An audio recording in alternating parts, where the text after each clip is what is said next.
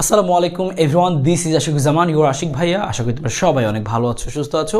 সবাইকে স্বাগতম জানাচ্ছি আমাদের তাপগতিবিদ্যার আজকের লেকচারে। আজকের লেকচারটি আমরা দেখব এই পার্ট থেকে সবচেয়ে গুরুত্বপূর্ণ, যেখান থেকে প্রশ্ন সবচেয়ে বেশি আসে। সো প্রশ্নগুলো অ্যানালাইসিস করবো আমরা, কোন ধরনের প্রশ্ন আসে এবং প্রত্যেকটা টাইপের প্রশ্ন আমরা সলভ করে ফেলবো লেটেস্ট প্রশ্নগুলো সহ। তো চলো আমরা কথা না বাড়ি সরাসরি শুরু করি আমাদের আজকের টাইপটি। আজকে টাইপে থাকছে হচ্ছে আমাদের টাইপ 2 অর্থাৎ কার্নো ইঞ্জিন এবং কর্মদক্ষতা, এই টাইপটি। সো কার্নো ইঞ্জিন এবং কর্মদক্ষতা এখান থেকে তুমি প্রশ্ন পরীক্ষায় চলে আসছে ধরে নিতে পারো। ম্যাক্সিমাম বোর্ডে এখান থেকে প্রশ্ন আসবে এবং আদার্স দুই টাইপ থেকেও আসলে আসবে, কিন্তু কার বোর্ডে কোনটা আসবে সেটা তো আসলে বলা যায় না। কিন্তু ম্যাক্সিমাম বোর্ডে কিন্তু এই মাঝখানের এই টাইপটা আসবে, কার্নো ইঞ্জিন এবং হচ্ছে কর্মদক্ষতা। তো চলো আমরা এখান থেকে যাবতীয় যা ইনফরমেশন জানা দরকার আমরা সেটা একটু জেনে নিই। সো পড়তে হবে দুইটাই টপিক আসলে, কার্নো ইঞ্জিন এবং এটার কর্মদক্ষতা। সো আমরা চলে যাচ্ছি, শুরুতেই দেখো হচ্ছে কার্নো ইঞ্জিন। সো আমরা যখন নর্মালি তাপ ইঞ্জিন নিয়ে কাজ করি, তাপ ইঞ্জিনে কী ঘটে যে আমরা তাপ শক্তি ইনপুট হিসেবে দিই এবং সেখান থেকে আমাদের কী হয়, আমরা কাজ পাই এবং সেখানে কিন্তু শক্তি কিছু লস হয়।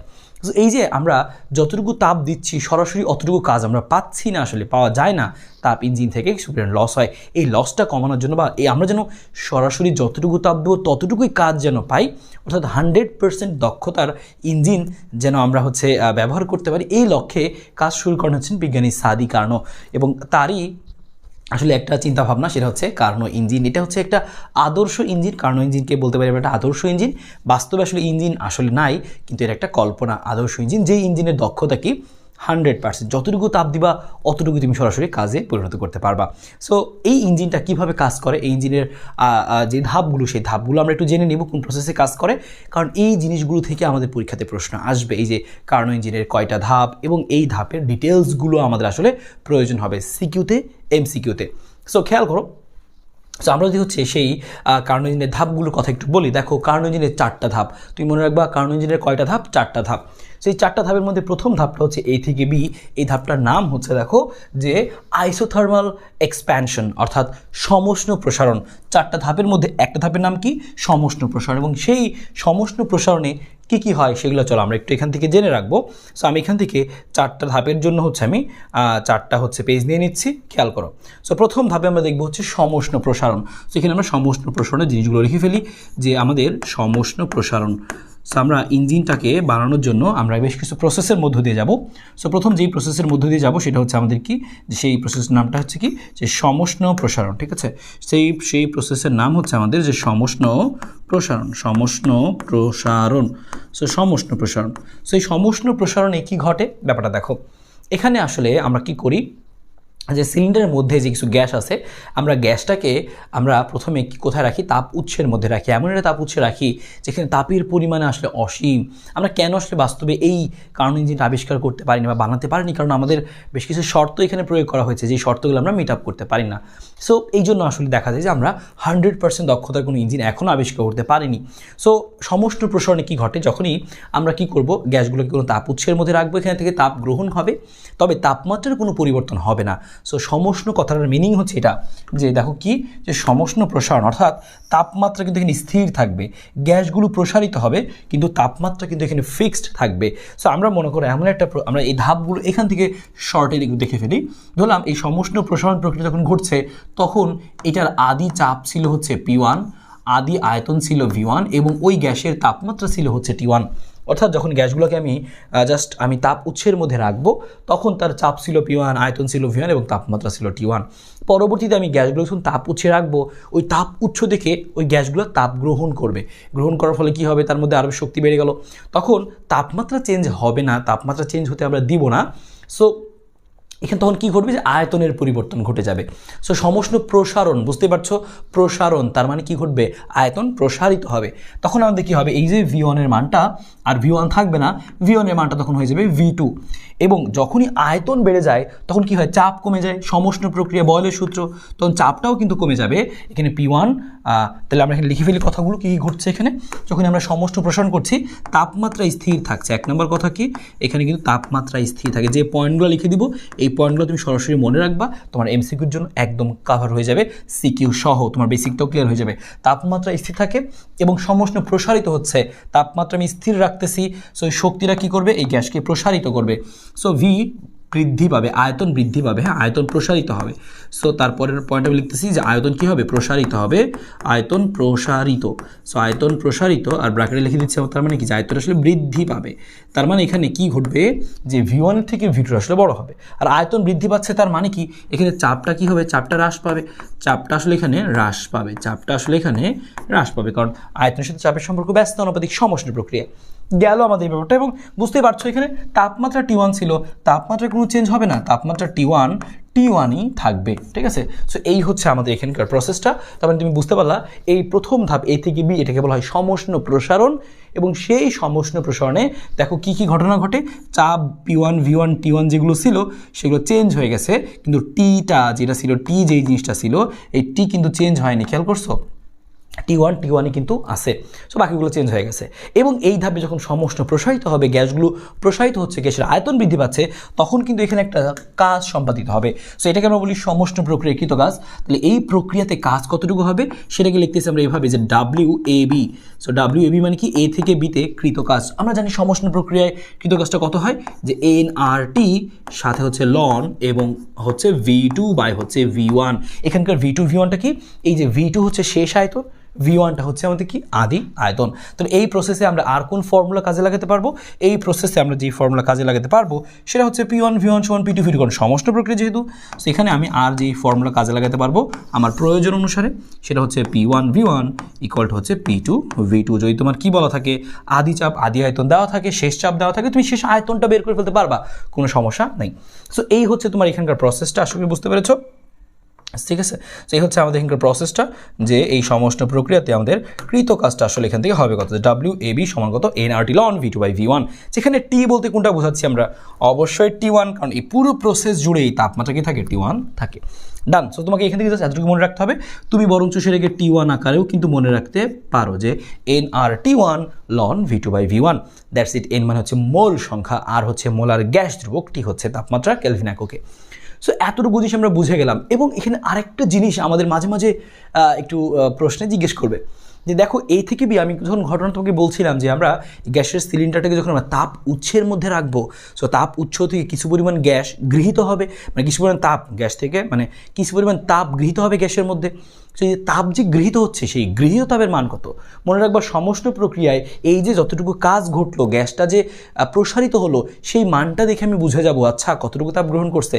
তার মানে এখানকার যে হচ্ছে আমাদের W এবং আমাদের এখানকার যে গৃহীত তাপ Q, সেই দুইটা কিন্তু আসলে আলটিমেটলি আসলে সমান। সেই ব্যাপারটা একটু মাথায় রাখতে পারো। Q1টা হচ্ছে কি গৃহীত তাপ, হ্যাঁ এই Q1টা কি আমি সাইডে লিখে দিচ্ছি। সেই Q1টা বলতে আমরা কি বোঝাচ্ছি, যে গৃহীত তাপ। এই Q1টা কি হবে আমাদের, যে গৃহীত তাপ। That's it. সেই হচ্ছে আমাদের জিনিসটা। সো আশা করি এখান থেকে আমরা বুঝতে পেরেছি যে কী ঘটনা ঘটে। আরেকবার সামারি করে দিচ্ছি সংক্ষেপে। যখন আমরা গ্যাসগুলোকে, এই যে কিছু গ্যাস আছে একটা সিলিন্ডারের মধ্যে, সো আমি যখন এই গ্যাসটাকে একটা তাপ উৎসের মধ্যে শুরুতে রাখি, আমরা কোথায় রাখি, সিলিন্ডারকে তাপ উৎসের মধ্যে রাখি, তাপ উৎস থেকে তাপ আসলে গৃহীত হবে। সেই তাপ যে গৃহীত হলো, সেই গৃহীত তাপের মান আমি কীভাবে বের করবো, যখনই তাপটা দেওয়া হয় তখন দেখা যায় তাপমাত্রা স্থির থাকে, তাপমাত্রা স্থির রাখার চেষ্টা করি, এবং এর ফলে কি ঘটে, আয়তনটা প্রসারিত হয়। সমষ্ণ প্রসারণ, সমষ্ণ মানে তাপমাত্রা সমান থাকবে কিন্তু প্রসারিত হবে, আর প্রসারিত হলে চাপটা হ্রাস পাবে। এবং এই আয়তন যে প্রসারিত হলো, কতটুকু প্রসারিত হলো এটা দেখে তুমি বুঝতে পারবা কতটুকু তাপ গৃহীত হয়েছে। তাহলে Q1 সমান বা W সমান কী হবে, nRT1 ln V2 by V1। So V1 হচ্ছে আদি আয়তন, V2 হচ্ছে শেষ আয়তনটা। That's it. সো এখান থেকে এতটুকু কথা মনে রাখলে তোমার এখান থেকে আর কোনো প্যারা নেই। যাবতীয় যত কিছু তুমি এখানে জিজ্ঞেস করুক তোমার কোনো প্যারা নেই, তুমি সবগুলো এখান থেকে সুন্দর মতো সেই প্রত্যেকটা জিনিস তুমি কিন্তু এখান থেকে উত্তর করতে পারবা, ঠিক আছে। আমাদের হয়ে গেল কি সমষ্ণ প্রসারণের ব্যাপারটা। সেম একইভাবে আমরা চলে যাচ্ছি দেখো পরেরটার মধ্যে, সমষ্ণ প্রসারণের পরে আমরা চলে যাচ্ছি কোথায়, যে রুদ্ধতাপীয় প্রসারণ। হ্যাঁ, সো আমরা এখানে লিখে নিচ্ছি হচ্ছে কি, যে রুদ্ধতাপীয় প্রসারণ। পরের ধাপটা প্রসারণ হবে, তবে সেটা হচ্ছে রুদ্ধতাপীয়। হ্যাঁ, রুদ্ধতাপীয় প্রসারণ। সো এখানে কী কী ঘটবে চলো আমরা সেই জিনিসগুলো একটু এখানে শুরুতে আগে একটু দেখে নিই, এখানে আমাদের কী কী ঘটনা ঘটতে পারে, ঠিক আছে। সো রুদ্ধতাপীয় প্রসারণ, ঠিক আছে, রুদ্ধতাপীয় প্রসারণ। সো রুদ্ধতাপীয় প্রসারণ, সো রুদ্ধতাপীয় প্রসারণ। এবার ব্যাপারটা খেয়াল করো, রুদ্ধতাপীয় প্রসারণটা কি? আমরা প্রথমে গ্যাসগুলোকে রেখেছিলাম এখানে, এখান থেকে যখন এখানে আসলো কি অবস্থা, সিচুয়েশনটা কি খেয়াল করো। সিচুয়েশনটা হচ্ছে এরকম যে এখানে অবস্থাটা হচ্ছে P2, এখানে অবস্থাটা হচ্ছে V2, আর এখানে অবস্থাটা হচ্ছে T1। এই অবস্থাতে আমরা রেখেছিলাম যখনই আমরা প্রথম প্রক্রিয়াটা সম্পন্ন হয়। প্রথম ধাপ সম্পন্ন হওয়ার পরে গ্যাসটাকে প্রথমে আমরা তাপ উৎসের মধ্যে রাখছিলাম। তারপর আমরা করব কি, ওই সিলিন্ডারটাকে আমরা কি করব, এবার আমরা এমন জায়গায় রাখবো, তাপ অন্তরকের মধ্যে রাখবো যেখানে তাপের কোনো আদান প্রদান হবে না। তার মানে আমি প্রথমে মনে করে আগুনের মধ্যে রাখছি, তাপ গ্রহণ হয়েছে, তারপরে এমন জায়গায় রাখছি যেখানে তাপের আদান প্রদান হচ্ছে না। সো পরবর্তী ধাপে আমরা কী করবো, এমন জায়গায় রাখবো সেখানে দেখবো যে তাপের আদান প্রদান হচ্ছে না। তাহলে তাপের আদান প্রদান হচ্ছে মানে কি, এই যে রুদ্ধতাপীয় প্রসারণ। তো আমরা জানি তো তাপের আদান প্রদান না হওয়া মানে কি, রুদ্ধতাপীয় প্রসারণ মানে কি, এখানে তাপের কোনো আদান প্রদান হয়নি। তাহলে এই কথাটা লিখে দিচ্ছি আমরা যে তাপের, এখানে কী হবে, তাপের আদান প্রদান হবে না। হ্যাঁ, তাপের আদান প্রদান হবে না, তাপের আদান প্রদান হবে না, একেবারেই হবে না, তাপের আদান প্রদান হবে না। তার মানে এখানে গৃহীত তাপ কত, বর্জিত তাপ কত, 0, আদান প্রদান হবে না। তো একটা জিনিস তুমি বুঝলা, তাপের আদান প্রদান হবে না। কিন্তু যখনই তাপের আদান প্রদান হবে না, গ্যাসটা তো নর্মালি প্রথমে প্রসারিত হচ্ছিল, এখন সেই জড়তা মেনটেন করে যখন আরেকটু প্রসারিত হবে, তখন দেখো গ্যাসে তুমি কোনো শক্তি দিচ্ছ না বাইরে থেকে, তারপরে প্রসারিত হচ্ছে। তাহলে ওই শক্তিটা সে কী করবে, ভিতরের শক্তি কাজে লাগাবে, অভ্যন্তরীণ শক্তি কাজে লাগিয়ে প্রসারিত হবে। তখন যে ঘটনা ঘটবে, অভ্যন্তরীণ শক্তি হ্রাস পাবে। যখন ভিতরের শক্তি কাজে লাগিয়ে প্রসারিত হবে, রুদ্ধতাপীয় প্রসারণ, সো প্রসারণটা এখানে কন্টিনিউ থাকবে, তবে ভিতরের শক্তি কাজে লাগে, অভ্যন্তরীণ শক্তি কাজে লাগিয়ে। সো আমি কথাটা সম্পূর্ণ লিখে দিই যেন তুমি নোটটা পড়লে তোমার হয়ে যায়। সো অভ্যন্তরীণ শক্তি কাজে লাগিয়ে, যদি কখন তোমাকে ব্যাখ্যা লিখতে বলে তখন তুমি কিন্তু এইভাবে কিন্তু পয়েন্টগুলো দিয়ে দিলে হয়ে যাবে। অভ্যন্তরীণ শক্তি কাজে লাগিয়ে, সো অভ্যন্তরীণ শক্তি কাজে লাগিয়ে, অভ্যন্তরীণ শক্তি, হ্যাঁ, সো অভ্যন্তরীণ শক্তি কাজে লাগিয়ে কী ঘটবে, অভ্যন্তরীণ শক্তি কাজে লাগিয়ে গ্যাস প্রসারিত হবে। অভ্যন্তরীণ শক্তি কাজে লাগিয়ে গ্যাস প্রসারিত হবে, গ্যাস প্রসারিত হবে। অভ্যন্তরীণ শক্তি কাজে লাগে গ্যাস প্রসারিত হলে, মানে অভ্যন্তরীণ শক্তি তো কমে যাবে, অভ্যন্তরীণ কাজে লাগাইছে, অভ্যন্তরীণ শক্তি হ্রাস পায়। তার মানে হচ্ছে কি হয়, যে তাপমাত্রা হ্রাস পায়। তার মানে এখানে আমরা বুঝতে পারলাম যে অভ্যন্তরীণ শক্তি হ্রাস পায়। ঠিক আছে, এটুকু থেকে আমরা বুঝতে পারছি যে অভ্যন্তরীণ শক্তি হ্রাস পায়, অভ্যন্তরীণ শক্তি হ্রাস পায়। আর অভ্যন্তরীণ শক্তি যখন হ্রাস পায়, তার মানে তোমাকে বুঝে নিতে হবে অভ্যন্তরীণ শক্তি হ্রাস পাওয়া মানে কি, তাপমাত্রা হ্রাস পাওয়া, টি হ্রাস পাওয়া। অভ্যন্তরীণ শক্তি হ্রাস পাওয়া মানে কি, টি হ্রাস পায়। হ্যাঁ, টি হ্রাস পায়, অভ্যন্তরীণ শক্তি হ্রাস পায়, তার মানে হচ্ছে টিও হ্রাস পায়, তাপমাত্রাও হ্রাস পায়। তার মানে আগে যে তাপমাত্রাটা ছিল, হ্যাঁ, আগে যে তাপমাত্রাটা ছিল T1, এখনও সেই তাপমাত্রা থাকবে না, সেই তাপমাত্রা হয়ে যাবে T2, তবে এখনকার তাপমাত্রা আগের থেকে কম। তার মানে এখান থেকে বুঝতে পারলাম কি, T2 এর মানটা কম কিন্তু এখানে, হ্যাঁ, তার মানে T1টা বড় এবং T2টা ছোট। তাহলে আমরা বুঝতে পারলাম এই জায়গায় একটা কথা আমরা তাহলে লিখে রাখি এই অংশে, যে আমাদের কী ঘটনা ঘটছে, যে এই অংশের মধ্যে ব্যাপারটা আমরা বুঝতে পারলাম যে আমাদের T1 এর মানটা বড় আর T2 এর মানটা কিন্তু আসলে ছোট। সো এই ব্যাপারটা কিন্তু এখানে বুঝতে পারলাম আমরা। ওকে, সো অভ্যন্তরীণ শক্তি হ্রাস পায় এবং টিও তাহলে হ্রাস পেয়ে যায়। এবার টি যখন হ্রাস পাইলো, দেখো আমরা কি বলছিলাম যে প্রসারণ, রুদ্ধতাপীয় প্রসারণ, তার মানে এখানে আয়তন বৃদ্ধি এখন কিন্তু পাচ্ছে, তার মানে এখানে কিন্তু আয়তন বৃদ্ধি পাচ্ছে এখন, তাহলে ভি বৃদ্ধি পায়, এখানেও কিন্তু ভিটা বৃদ্ধি পায়, প্রসারণ লেখা, আর ভি বৃদ্ধি পায়, তার মানে কি, তাহলে চাপটা অবশ্যই কী হবে, পি হ্রাস পাবে, তার চাপটা এখানেও হ্রাস পায়, পি হ্রাস পায়। সো ভি বৃদ্ধি এবং হচ্ছে পি হ্রাস পায়, পি হ্রাস পায়।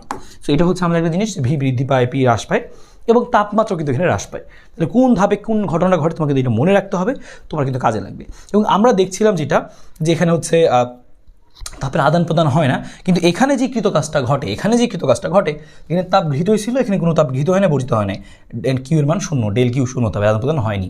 তাহলে এখানে যে কাজটা ঘটে, যখন প্রসারিত হচ্ছে অবশ্যই কাজ হবে একটা, তো সেই কাজের মান কত, এই ধাপে কাজের মানটাকে আমরা বলি হচ্ছে WBC, বি থেকে সি ধাপ। তাহলে এখান থেকে লিখে নিচ্ছি আমরা, সুতরাং এই সমষ্ণ রুদ্ধতাপীয় প্রসারণে যে কাজটা হবে WBC, এবং সেই কাজের মানটা হবে হচ্ছে, আমরা জানি রুদ্ধতাপীয় প্রক্রিয়ার কাজ হয় NR ডিভাইডেড বাই কি, গামা মাইনাস 1, আর সাথে হচ্ছে কত, T1 মাইনাস T2। একটু খেয়াল করো কোনটা মানে কি, যে এই কোনটা মানে কি, দেখো খেয়াল করে নাও, এই জন্য তোমাদের সূত্র এখানে তোমাকে থেকে মনে রাখতে হবে। সো রুদ্ধতাপীয় প্রসারণে তুমি দেখো যে এই দেখো আগে ছিল T1, এখন T2, তাহলে আদি আয়তন হচ্ছে T1 এবং শেষ আয়তন হচ্ছে আমাদের T2, এবং আমরা সেই জিনিসগুলো লিখে ফেলি। V2 তো আর V2 থাকবে না, V2টা চেঞ্জ হয়ে যাবে, সো নতুন একটা আয়তন হবে আমাদের V3, আর চাপটাও নতুন হবে, চাপটা তো হ্রাস পাবে, চাপটা হবে কত, P3।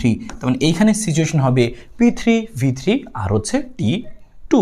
সো আশা করি এই ধাপে তুমি বুঝতে পেরেছো এই ধাপে আসলে কি ঘটনাটা ঘটবে। এইটা আমাদের একটা জিনিস গেল এখান থেকে। এবং তুমি হচ্ছে এখান থেকে আরেকটা জিনিস মনে রাখতে পারো, এই প্রসেসে আমরা কোন সূত্রগুলো কাজে লাগাতে পারবো, রুদ্ধতাপের প্রসেসে আমরা কোন সূত্রগুলো কাজে আসলে লাগাতে পারবো। তো সেগুলো তুমি কিন্তু একটু ছোটো করে এখান থেকে একটু নোট করে রাখতে পারো। আমি বলে দিচ্ছি এখানে আমরা বেসিক্যালি কোন সূত্রগুলো কাজে লাগাতে পারবো। আমি সূত্রগুলো এখানে লিখে দিই, তাহলে এইখানে লিখে দিই। এইখানে কোন সূত্র কাজে লাগাতে পারবো, এই ধাপে কাজে লাগাতে পারবো হচ্ছে আমরা যে P1 V1 to the power gamma সমান P2 V2 to the power gamma, মনে আছে সূত্রগুলো? হ্যাঁ, তারপরে হচ্ছে আমাদের এখানে আর কি আছে, এখানে যে হচ্ছে আমাদের এখানে আরও জিনিস আছে। সো আমরা সেটা একটু লিখবো, তাহলে একটু ছোটো করে দিচ্ছি। এখানে এই জিনিসটা আমাদের ছিল এখানে, আর এইটা তো আমরা এখান থেকে জাস্ট একটু ইনফরমেশন জেনেছি। হ্যাঁ, সো এটা আমরা হচ্ছে এখানেই দিয়ে দিচ্ছি। ফাইন, ওকে, গেল। সো আমাদের এখানে গেল। আমরা এখানে আর কি সূত্র লিখতে পারবো, দেখো এই সূত্র আমরা এখানে প্রয়োগ করতে পারবো এই প্রসেসে, তো এটা তুমি এখানে নোট করে রাখতে পারো। আমরা আরও সূত্র লিখতে পারবো হচ্ছে বেসিক্যালি যে এরকম যে T1 V1 to the power gamma minus 1, মানে এই টাইপের যে তিনটা সূত্র ছিল তিনটে আমরা এখানে কাজে লাগাতে পারবো। T2 V2 to the power gamma minus 1, আরও একটা কিন্তু ছিল আমাদের T1 P1। হ্যাঁ, সো T1 P1 সেটাও কিন্তু আমাদের ছিল, তো সেটাও কিন্তু আমরা এখান থেকে একটু মনে রাখতে পারি। সো এটা আমাদের ছিল হচ্ছে এরকম T1 P1 1 minus gamma divided by gamma. এই যে সূত্রগুলো ছিল এই সূত্রগুলো কিন্তু আমরা এখানে আসলে কাজে লাগাতে পারি। সো হিজিবি হয়ে যাচ্ছে, আমি লিখলাম না। সো দুইটা এখানে লেখা থাক। সো আশা করি তুমি এটা বুঝতে পেরেছো। T2 V2 আসলে হবে এখানে T2 V2 gamma minus 1। So এই হচ্ছে আমাদের জিনিসটা, মানে আমরা এই প্রসেসে আসলে এই সূত্রগুলো এখানে কাজে লাগাতে পারবো, T1 P1টাও কাজে লাগাতে পারবো। ঠিক আছে, সো এই হচ্ছে ব্যাপারটা, আসলে বুঝতে পেরেছো। তারপরে আদান প্রদান হয় না, তারপরে আদান হয় না, তার মানে কি অভ্যন্তরীণ শক্তি কাজে লাগিয়ে প্রসারিত হয়, তখন অভ্যন্তরীণ শক্তিটা হ্রাস পায়। অভ্যন্তরীণ শক্তি হ্রাস পায় মানে কি তাপমাত্রাও হ্রাস পায়। আর এখানে প্রসারণ হচ্ছিল, তার মানে ভি বৃদ্ধি পায়, আর ভি বৃদ্ধি পায় মানে কি চাপ হ্রাস পায়। এবং এই প্রসেসে কাজের মানটা কত হয়, NR divided by gamma minus 1 T1 minus T2। T1টা হচ্ছে কি আদি তাপমাত্রা, T2 হচ্ছে শেষ তাপমাত্রা। ঠিক আছে, মানে সি বিন্দুর তাপমাত্রা। সো এটা আমাদের গেল কি 2 নাম্বার ধাপ। এখন আমরা লিখে পাবো এখান থেকে কি, যে 3 নাম্বার ধাপ আমাদের যেটা আছে যে আমাদের রুদ্ধতাপীয় সমুষ্ণ সংকোচন। পরের ধাপটা আমাদের বেসিক্যালি কি, যে সমুষ্ণ সংকোচন। আমরা আমাদের সেই সিলিন্ডারটাকে প্রথমে বসাইছিলাম তাপ উৎসের মধ্যে, তারপরে আমরা বসাইলাম হচ্ছে কি, যে উৎসের মধ্যে, তারপরে আমরা বসাইলাম হচ্ছে একটা অন্তরক পদার্থের মধ্যে, যেখানে তাপের আদান প্রদান হয়নি। এবার বসাবো আমরা তাপ গ্রাহকের মধ্যে, যেখানে তাপটা এবার বর্জিত হবে। এবং সমুষ্ণ সংকোচন, যখন তুমি এটাকে একটু সংকুচিত করবা, তখন কি গ্যাসটা যখন সংকুচিত হবে তাপটা সেখানে বর্জিত হবে। তার মানে এখানে সমুষ্ণ সংকোচন, প্রথম পয়েন্ট তোমাকে যেটা মনে রাখতে হবে, তাপ এখানে কি হয়, বর্জিত হয়। কতটুকু তাপ বর্জিত হয় সেটা হচ্ছে আমি লিখে রাখতেছি, যে Q2 পরিমাণ তাপ এখানে আসলে বর্জিত হয়। Q2 এর মানটা আমরা পরে বের করা শিখবো, যে কত তাপ বর্জিত হবে। এবং তখন বর্জিত হবে, তুমি যখন একটু সংকুচিত করবা, হ্যাঁ, তাহলে আয়তন এখানে সংকুচিত হয়, আয়তন সংকুচিত। হ্যাঁ, দেখো সমুষ্ণ সংকোচন, তাহলে আয়তন এখানে কী হবে, সংকোচন হবে, আয়তন সংকোচন। তার মানে কী হবে, আয়তন হ্রাস পাবে, এখানে আয়তন সংকোচন। হ্যাঁ, তাহলে কি ভি হ্রাস পাবে। আর ভি যে হ্রাস পাইলো, ভি হ্রাস পায়, আর ভি হ্রাস পায়, তার মানে কি, যে হচ্ছে চাপ বৃদ্ধি পায়, পি বৃদ্ধি পায়। তার মানে এখানে কিন্তু আয়তনটা সংকুচিত হলো। সো আয়তনের পরিবর্তন ঘটছে, কৃতকাজ ঘটবে। সো পি বৃদ্ধি পায়। সো কতটুকু এখানে আমাদের কাজ ঘটবে, হ্যাঁ, সেটা আমরা বের করবো। কীভাবে সেটা আমরা বের করবো হচ্ছে এখানে দেখো, আর একটা কথা মনে রাখতে হবে, সমুষ্ণ যেহেতু, তাহলে এখানে যদিও কি হচ্ছে, তুমি সংকুচিত করতেছো, তাপমাত্রা চেঞ্জ হতে দেওয়া যাবে না, তাহলে কি হবে, টি ধ্রুবক থাকবে। হ্যাঁ, তাহলে টি ধ্রুবক থাকবে, কারণ যেহেতু আমাদের এটা সমুষ্ণ প্রক্রিয়া, টি ধ্রুবক থাকবে, টি চেঞ্জ হবে না, টি যা ছিল তাই হবে। এবং এই প্রসেসে কাজের মানটা কত হবে, এখানে আমাদের কাজের মান আমরা লিখতেছি এখানে, যে কাজ, এখান থেকে আমরা লিখতেছি এভাবে কাজ। তাহলে কাজ না লিখে আমি সরাসরি ডাব্লিউ লিখে দিই, যে আমাদের এখানে কাজের মানটা কী হবে, যে কাজের মানটা হবে ডাব্লিউ। দেখো সি থেকে ডিতে আসছে, তাহলে সিডি প্রসেসে কাজের মানটা কী হবে, সূত্র হবে হচ্ছে আমাদের NR, সমষ্ণ প্রক্রিয়ায় কাজের সূত্র কী হইতো, NRT, সাথে হইতো লন V2 মাইনাস V1, মানে শেষ আয়তন ডিভাইড বাই আদি আয়তন। শেষ আয়তনটা কত সেটা আমরা আসলে কিন্তু লিখে ফেলি। আমাদের এই প্রসেসে কী জিনিস ছিল, এখানে জিনিস ছিল হচ্ছে আমাদের P3 V3 এবং ছিল হচ্ছে T2। এখানে আমরা বলছি আয়তনটা হ্রাস পাবে। সো আয়তন হ্রাস পাবে মানে কি, আমাদের এখানে V4। হ্যাঁ, আর এখানে আমাদের কী হবে, চাপটা হয়ে যাবে কত, চাপটা আসলে এখানে বৃদ্ধি পাবে P4, এবং তাপমাত্রা যা ছিল তাই থাকবে। মাঝে মাঝে কিন্তু এগুলো থেকে প্রশ্ন আসতে পারে এভাবে, যে এই প্রসেসে, হ্যাঁ, কোনটা বড়, P3 বড় না P2 বড়, তখন তোমাকে বুঝতে হবে যে এখানে আয়তন সংকুচিত হয়েছে, তাহলে কি ভিটা ছোট হবে, আর ভি ছোট মানে পিটা বড় হবে। এভাবে তোমাকে বুঝতে হবে কিন্তু মাঝে মাঝে পরীক্ষায় MCQ আসলে। সো এখানে তুমি দেখো NRT লন এই যে শেষ আয়তনটা কত, শেষ আয়তন হচ্ছে V4 আর আদি আয়তন হচ্ছে V3। তো তুমি কিন্তু এখানে লিখে ফেলতে পারবা এভাবে যে nRT লন, এভাবে লিখতে পারবা যে V4 ডিভাইডেড বাই হচ্ছে কত V3, এভাবে কিন্তু চাইলে এখান থেকে লিখতে পারবা, ঠিক আছে। আর এখানে তাপমাত্রা কোনটা দিব, এনআর কি দিব তাপমাত্রা আমরা T2, কারণ এখানে তাপমাত্রা দেখো পুরো প্রসেস জুড়েই এখানেও T2 এখানেও T2, মানে এখানে পুরো প্রসেস জুড়ে তাপমাত্রা হচ্ছে T2। হ্যাঁ, এটা হচ্ছে আমাদের T2 তাপমাত্রা ধ্রুবক থাকবে আর কি, আগে যেটা ছিল সেটাই কিন্তু আমাদের এখান থেকে থাকবে। আর এই যে মানটা আমরা বের করলাম এটাই কিন্তু হচ্ছে আমাদের কি Q2, যে কতটুকু তাপ এখানে বর্জিত করলো, যে লিখছিল না তাপ বর্জিত হয়, সো কতটুকু তাপ বর্জিত হলো সেটা বুঝবো কিভাবে, এই আয়তনের পরিবর্তন হিসাব করে আমি কাজের মানটা হিসাব করে বের করে ফেলতে পারবো। সমষ্টি প্রক্রিয়ায় W এবং হচ্ছে Q সমান হয়। সো আশা করি এখান থেকেও তুমি বুঝে গেছো যে এই 3 নম্বর ধাপে আমাদের কী কী ঘটনা ঘটে, চাপের মানটা কী কী হয়। সো তোমাকে এটা একটু মনে রাখতে হবে, ডিটেলস আমি তোমাকে বলে দিলাম, তোমার কিন্তু কাজে লাগবে। সো এরপরে হচ্ছে আমাদের লাস্ট ধাপ। সো লাস্ট ধাপে আমাদের কী হচ্ছে এখানে খেয়াল করো, লাস্ট ধাপে হচ্ছে আমাদের দেখো লাস্ট ধাপ কি, এইখান থেকে ডি থেকে শুরু করে কই যাচ্ছে আমাদের এতে যাচ্ছে, তাহলে কি রুদ্ধতাপীয়, এটার নাম কি, এই ধাপের নামটা লিখে ফেলে আসো, রুদ্ধতাপীয় সংকোচন। সো এই ধাপের নাম হচ্ছে রুদ্ধতাপীয় সংকোচন। সো রুদ্ধতাপীয় সংকোচন। সো রুদ্ধতাপীয় সংকোচন, হ্যাঁ রুদ্ধতাপীয় সংকোচন। সো রুদ্ধতাপীয় সংকোচন মানে কি, এখানে কি ঘটছে যে সংকোচন ঘটবে, হ্যাঁ তবে এটা রুদ্ধতাপীয় প্রক্রিয়ায় তাপের আদান প্রদান হবে না এখানে আসলে আমরা, তার মানে এখানে আমরা তাপ গ্রাহকে রাখছিলাম, ওখান থেকে তুলে আবারও আমরা কোথায় রাখবো, তাপ অন্তরকের মধ্যে রাখবো। কিন্তু তুমি সংকোচন করে দিয়েছিলা, সেই সংকোচনটা এখনও একটু কন্টিনিউয়াস আছে, তো আবারও সংকোচন ঘটতে থাকবে। কিন্তু এবারে যখন তাপ সংকোচন করবে কিন্তু এই তাপটা আর বের হইতে পারবে না, আগেরবার তো যখন সংকোচন করছিলা সো শক্তিটা কি বের হয়ে যাচ্ছিল তাপগ্রাহকে, এবার তো নিচে অন্তরক পদার্থ, ওই তাপটা আর বের হতে পারবে না, তখন তাপমাত্রা কিন্তু বেড়ে যাবে। তার মানে এখানে কী ঘটবে, তাপমাত্রা বেড়ে যায়। প্রথম কথা এই রুদ্ধতাপের সংকোচন, তার মানে কি ভিটা হ্রাস পাবে, আমি লিখে দিচ্ছি পয়েন্টগুলো। এর সংকোচন মানে কী হবে এখানে, তাহলে ভিটা যখন হ্রাস পাবে, হ্যাঁ ভিটা তুমি হ্রাস করে দিবা, সংকোচন করে দিবা, আর তখন কিন্তু দেখো ওই শক্তিটা কিন্তু আর বর্জিত হতে পারতেছে না, হ্যাঁ ভি হ্রাস পাবে, আর কি হবে যে তাপশক্তি বর্জিত হবে না, ভি হ্রাস পাবে তাপশক্তি বর্জিত হবে না, ভি হ্রাস পাবে তাপশক্তি বর্জিত হবে না, ভি হ্রাস পাবে তাপশক্তি বর্জিত হবে না। তাপশক্তি বর্জিত হচ্ছে না, তার মানে তাপশক্তিটা কী করবে, এবার তাপমাত্রা বৃদ্ধি করে ফেলবে। তখন লিখে দেবো আমরা এখানে কী ঘটবে আসলে, যে তাপমাত্রা বৃদ্ধি ঘটে যাবে, তার মানে এখানে তাপমাত্রা বৃদ্ধি ঘটবে, হ্যাঁ তাহলে তাপমাত্রা বৃদ্ধি ঘটে আগের অবস্থায় পৌঁছে যাবে। সো তাপমাত্রা বৃদ্ধি ঘটবে, তাপমাত্রা বৃদ্ধি ঘটবে, তাহলে তাপমাত্রা এখানে বাড়বে, হ্যাঁ তাপমাত্রা বৃদ্ধি ঘটবে এবং T2 থেকে T1-এ পৌঁছাবে, হ্যাঁ আগের অবস্থায় পৌঁছায় যাবে, তাপমাত্রা বৃদ্ধি ঘটবে। আর এখানে ভি হ্রাস পাবে, তাপশক্তি বর্জিত হবে না। আর ভি হ্রাস পাওয়া মানে কি, হ্যাঁ ভি হ্রাস পাওয়া মানে কি, দেখো এখানে চাপটা বৃদ্ধি, ভি হ্রাস পাওয়া মানে কি চাপ বৃদ্ধি পাবে, হ্যাঁ ভি হ্রাস পাওয়া মানে কি চাপ বৃদ্ধি পাবে। ব্যাপারটা খেয়াল করছো যে এখান থেকে তুমি যখনই এই ঘটনা ঘটলো, তাপমাত্রা বৃদ্ধি পেয়ে, তাপমাত্রা কমে গেছিলো, বৃদ্ধি পেয়ে আবার আগের অবস্থানে চলে গেল, হ্যাঁ তার মানে এই পজিশনে কী কী আমাদের ছিল, এই পজিশনে আমাদের ছিল হচ্ছে যে হচ্ছে T2 ছিল, তারপরে ছিল হচ্ছে আমাদের P4 V4 এগুলো ছিল। এই জিনিসটা চেঞ্জ হয়ে এখন কি হয়ে গেছে, এখানে যখন আসবে আবার সেম আগের মতো হয়ে যাবে, P1 হয়ে যাবে V1।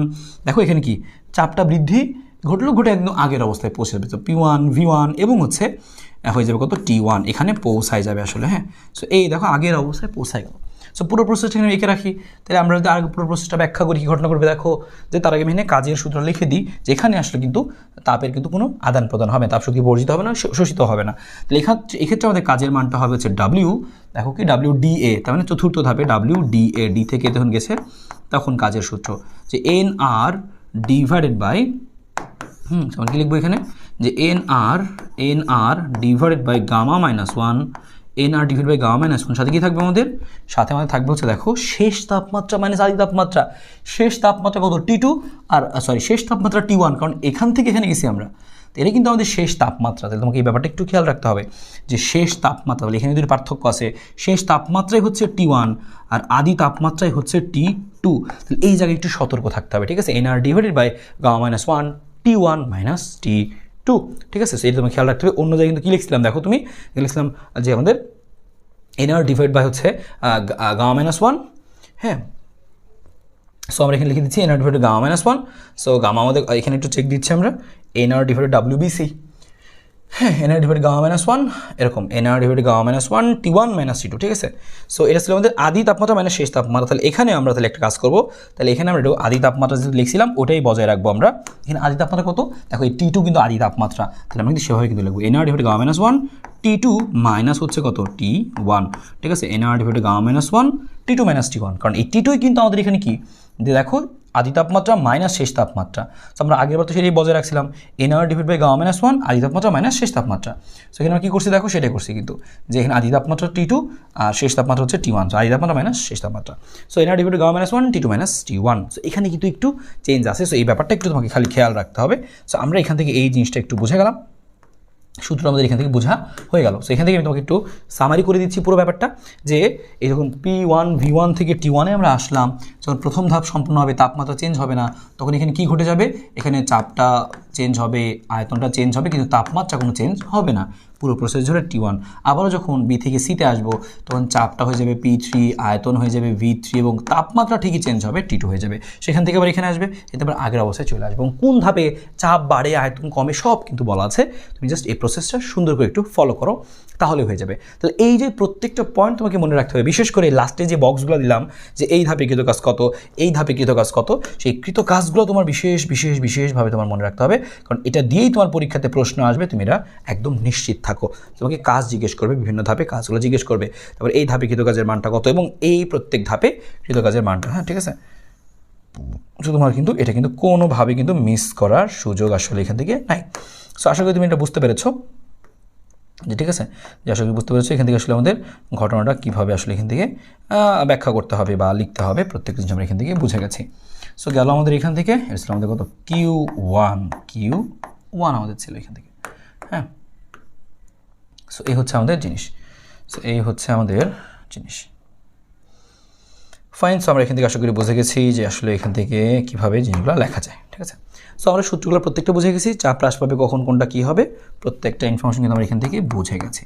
সো এই প্রত্যেকটা একবার সুন্দর করে রিভিশন দিয়ে ফেলো, দেখবে প্রত্যেকটা ইনফরমেশন তোমার কাছে এবার ক্লিয়ার হয়ে গেছে, ঠিক আছে। সো আমরা এখান থেকে সমষ্ণ প্রসারণ, রুদ্ধবেগ প্রসারণ, তারপর হচ্ছে সমষ্ণ সংকোচন এবং রুদ্ধদেবের সংকোচন, এই যে চারটা ধাপ পেলাম, চারটা ধাপের চারটে কাজের মানও বের করে ফেলছি। এবং মাঝে মাঝে জিজ্ঞেস করে যে সম্পূর্ণ এই পুরো প্রসেসে মোট কাজের মান কত। সো মোট কাজ যদি কখনো জিজ্ঞেস করে সবগুলো আমরা কী করে দিব, যোগ করে দেবো, হ্যাঁ। যে এই একটা চক্রে প্রতি চক্রে কৃত কাজ, তাহলে প্রতি চক্রে মানে কি একবার পুরোটা ঘুরলে কৃত কাজ, তাহলে আমি সেটা লিখে দিচ্ছি এখানে যে প্রতি চক্রে কৃত কাজ। সো প্রতি চক্রে কাজ যদি কখনো জিজ্ঞেস করে তখন আমরা কী করবো, W1 W2 W3 W4 সবগুলো যোগ করে দেবো। এবং যদি সবগুলোর মান দেওয়া থাকে 50 20 30 100, তাহলে আমরা কী করবো, লাস্টের দুইটা ধাপে কাজের মানটাকে ঋণাত্মক ধরে নেব, কারণ আমরা জানি লাস্টের দুইটা ধাপে কাজের মানটা নেগেটিভ আসে, ঠিক আছে। বা তুমি সূত্রের মধ্যে নেগেটিভ দিয়ে রাখতে পারো আর ভ্যালুগুলো তুমি প্লাসই বসালে তাও হবে, একই জিনিস। সো এই হচ্ছে আমাদের চারটা ধাপ, যেই চারটা ধাপে চারটা আমরা কাজের সূত্র পাইলাম, যে আমাদের হচ্ছে এটা হচ্ছে আমাদের কোন ধাপ, যে হচ্ছে লাস্টের ধাপে কাজের সূত্র, তারপর হচ্ছে সমষ্ণ সংকোচন, রুদ্ধতাপীয় সংকোচন, রুদ্ধতাপীয় প্রসারণ, এই প্রত্যেক ধাপেই কাজের সূত্রগুলো তোমাকে বিশেষ করে একটু মনে রাখতে হবে। এবং তুমি আরেকটা স্পেশাল কথা মনে রাখবা, এই ধাপে কাজের মান আর এই Q1 এর মান একই, এই ধাপে কাজের মান আর Q2 আসলে একই। এখানে তাপশক্তি গৃহীত হয়, এখানে তাপশক্তি বর্জিত হয়।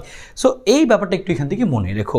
আমরা এখান থেকে এবার আরও একটা জিনিস একটু দেখে ফেলি, যদি কখনো তোমাকে বলে যে প্রত্যাবর্তী প্রক্রিয়া। সো হ্যাঁ, যখন তোমাকে বলে প্রত্যাবর্তী প্রক্রিয়া, তো তুমি একটা ব্যাপার মাথায় রাখবা যে প্রত্যাবর্তী প্রক্রিয়ার ক্ষেত্রে, যে প্রত্যাবর্তী প্রক্রিয়া, সো মনে রাখবে একটা কথা, যে প্রত্যাবর্তী প্রক্রিয়া, সো প্রত্যাবর্তী প্রক্রিয়ায় একটা ঘটনা ঘটে, সেটা হচ্ছে যে এই যে এখানে দেখতে পাচ্ছিলাম আমরা, এখানে যে দেখতে পাচ্ছিলাম যে Q1 T1 এগুলোর যে অনুপাত, যেমন এখানে তাপ শক্তি যতটুকু গৃহীত হয়েছে এবং এখানকার যে তাপ উৎসের তাপমাত্রা, এটার যে অনুপাত, এই অনুপাতটা আসলে সমান থাকে Q1 ডিভাইডেড বাই হচ্ছে কত, Q1 divide by T1 equal to আমাদের কত, এখানে হচ্ছে আমাদের কত, Q2 ডিভাইডেড হচ্ছে কত, T2। সো Q1 বাই হচ্ছে T1 ইকুয়াল টু হচ্ছে Q2 ডিভাইড বাই হচ্ছে T2। সো Q1 বাই হচ্ছে T1 ইকুয়াল টু হচ্ছে Q2 ডিভাইড বাই হচ্ছে T2 বাই হচ্ছে T2। সো এই জিনিসটা হচ্ছে আমাদের কি, যে দেখো Q1 হচ্ছে আমাদের, পরিচয়টা একটু লিখে দিই যে Q1 হচ্ছে আমাদের এখানকার গৃহীত তাপ, হ্যাঁ Q1টা হচ্ছে আমাদের এখানকার গৃহীত তাপ এবং Q2 হচ্ছে আমাদের এখানকার বর্জিত তাপ। আমরা কিন্তু ব্যাখ্যার সময় সেটা দেখেছিলাম, Q1 এবং Q2 গৃহীত তাপ বর্জিত তাপ। এবং এখান থেকে তোমাকে মনে রাখতে হবে, যদি তোমাকে কোনো কিছু না বলে তো তুমি এখান থেকে মনে রাখবা, এই অংশের মধ্য থেকে তুমি মনে রাখবা যে Q1 এর মানটা বেসিক্যালি বড় হয়। সো যেই মানটা বড় তুমি পাবা সেই মানটাকে তুমি Q2 ধরে নিতে পারবা, ঠিক আছে।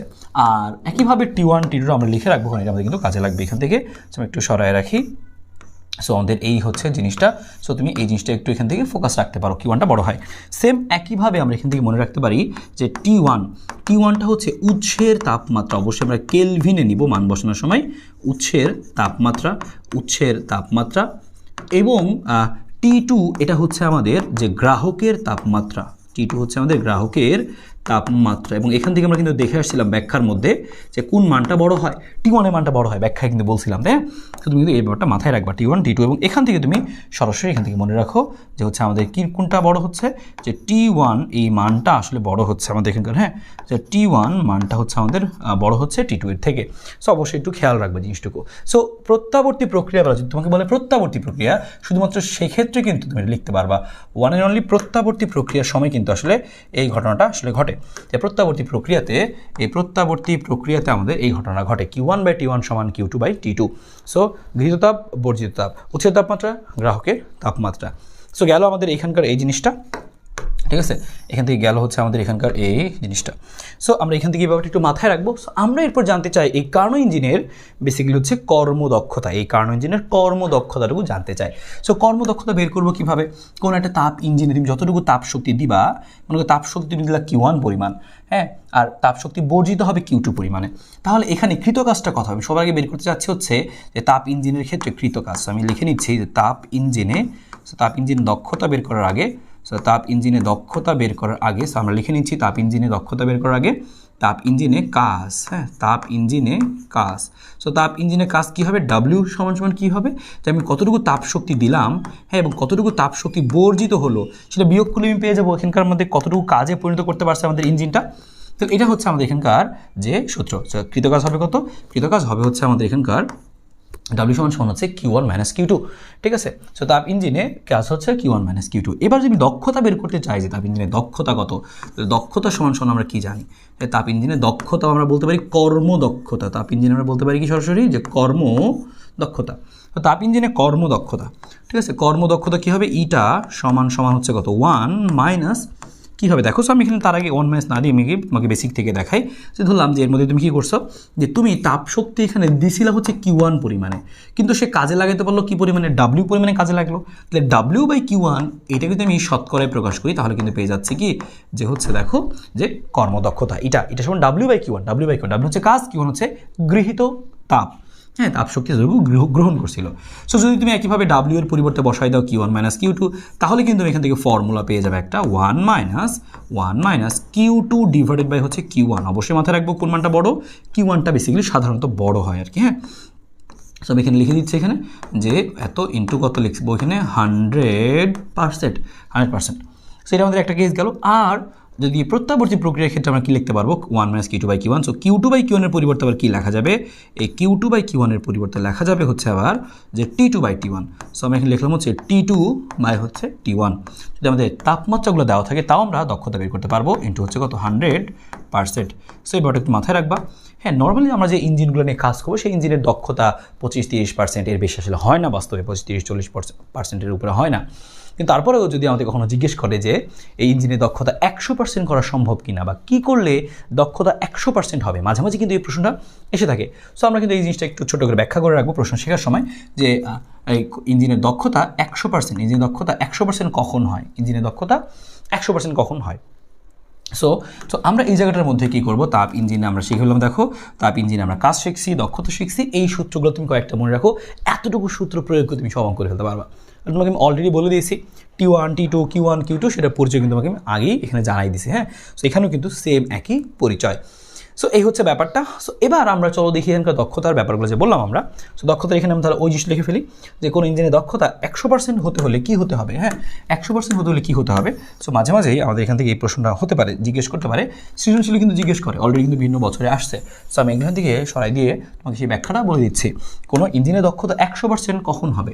সো ইঞ্জিনের দক্ষতা 100% হলে সো ইঞ্জিনের দক্ষতা 100% হতে হলে সো ইঞ্জিনের দক্ষতা সো ইঞ্জিনের কর্মদক্ষতা সো ইঞ্জিনের কর্মদক্ষতা সো ইঞ্জিনের কর্মদক্ষতা ইটা সমান 100%, ইটা সমান হচ্ছে 100%, হ্যাঁ ইন্টারেস্ট 100% হতে হলে, ইঞ্জিনের দক্ষতা 100% হতে হলে। সো ইঞ্জিনের দক্ষতা 100% হতে হলে কী কী হবে। সো এবার ব্যাপারটা খেয়াল করো যে আমরা কী লিখবো, আমরা সূত্র জানি কি, আমরা সূত্র জানি হচ্ছে ইটা সমান সমান হচ্ছে 1 মাইনাস কী জানি আমরা এখানে এরকম জানি যে T2 ডিভাইড বাই হচ্ছে T1 ইন্টু হচ্ছে 100%। সো তুমি চাচ্ছ কি তোমার ইঞ্জিনের দক্ষতা কত হোক, 100% হোক, এটার মান 100% হোক, তাহলে কী করতে হবে। সো 100% তুমি এখানেও বসাই দিবা। সো এখানে হচ্ছে 100% আছে, 100% সমান, তাহলে কী দাঁড়ালো জিনিসটা 1 মাইনাস T2 বাই হচ্ছে কত T1, T2 বাই হচ্ছে T1 ইন্টু 100%, ঠিক আছে 100%। সো দেখো দুই পক্ষ থেকে 100% বাদ যাচ্ছে, এখানে থাকবে কি 1 থাকবে, আসলে 1 সমান 1 মাইনাস কি থাকতেছে এখানে T2 বাই হচ্ছে T1। তো T2 বাই T1টা এবার আমরা নিয়ে আসি, তাহলে কী পাচ্ছ হিসাব করলে T2 বাই T1 সমান সমান এটা 1 দিকে বিয়োগ হয়ে 0 হয়ে যাবে। তো T2 বাই T1 সমান সমান 0, তাহলে আমরা এই জিনিসটা এখান থেকে বেসিক্যালি পাচ্ছি। হ্যাঁ, সো আমরা এখান থেকে T2 বাই T1 এই জিনিসটা আসলে এখান থেকে পাচ্ছি। এবার তোমাকে খেয়াল করতে হবে আমরা কী লিখতে পারি, এই রাশিটুকু সমান আমরা আসলে কী লিখতে পারি। সো এই রাশিটুকু সমান আমরা কী লিখতে পারি, এই দেখো আমরা একটা রাশি পেয়ে গেলাম এখানে। সো এটা হচ্ছে আমাদের দেখো এখানকার মেইন জিনিস। সো এখান থেকে আমরা বেসিক্যালি কী লিখতে পারি, এটার থেকে লিখতে পারি যে হয়, আমরা কী লিখতে পারবো এখানে হয় এবং অথবা দিয়ে লিখতে পারবো। সো হয় কী লিখবো এখানে T2 সমান সমান 0 হবে। সো এই T1 থেকে গুণ হয়ে গেল, সো T2 সমান সমান 0। আর এখানে আমি অথবা দিয়ে আরেকটা লিখে দিচ্ছি এখানে অথবা, খেয়াল করে দেখো অথবা আমি কী লিখতে পারবো T1টা আমি বের করতে যাচ্ছি।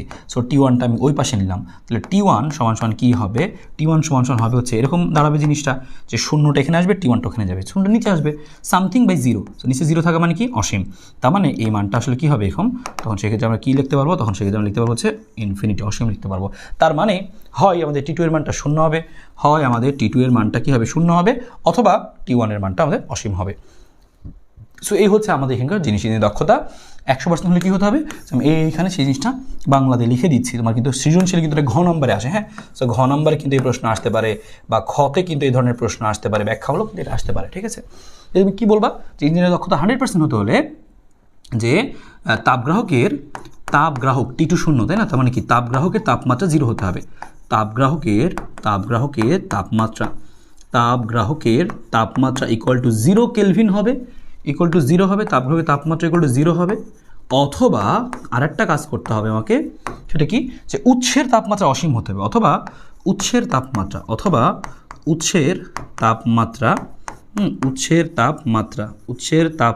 অসীম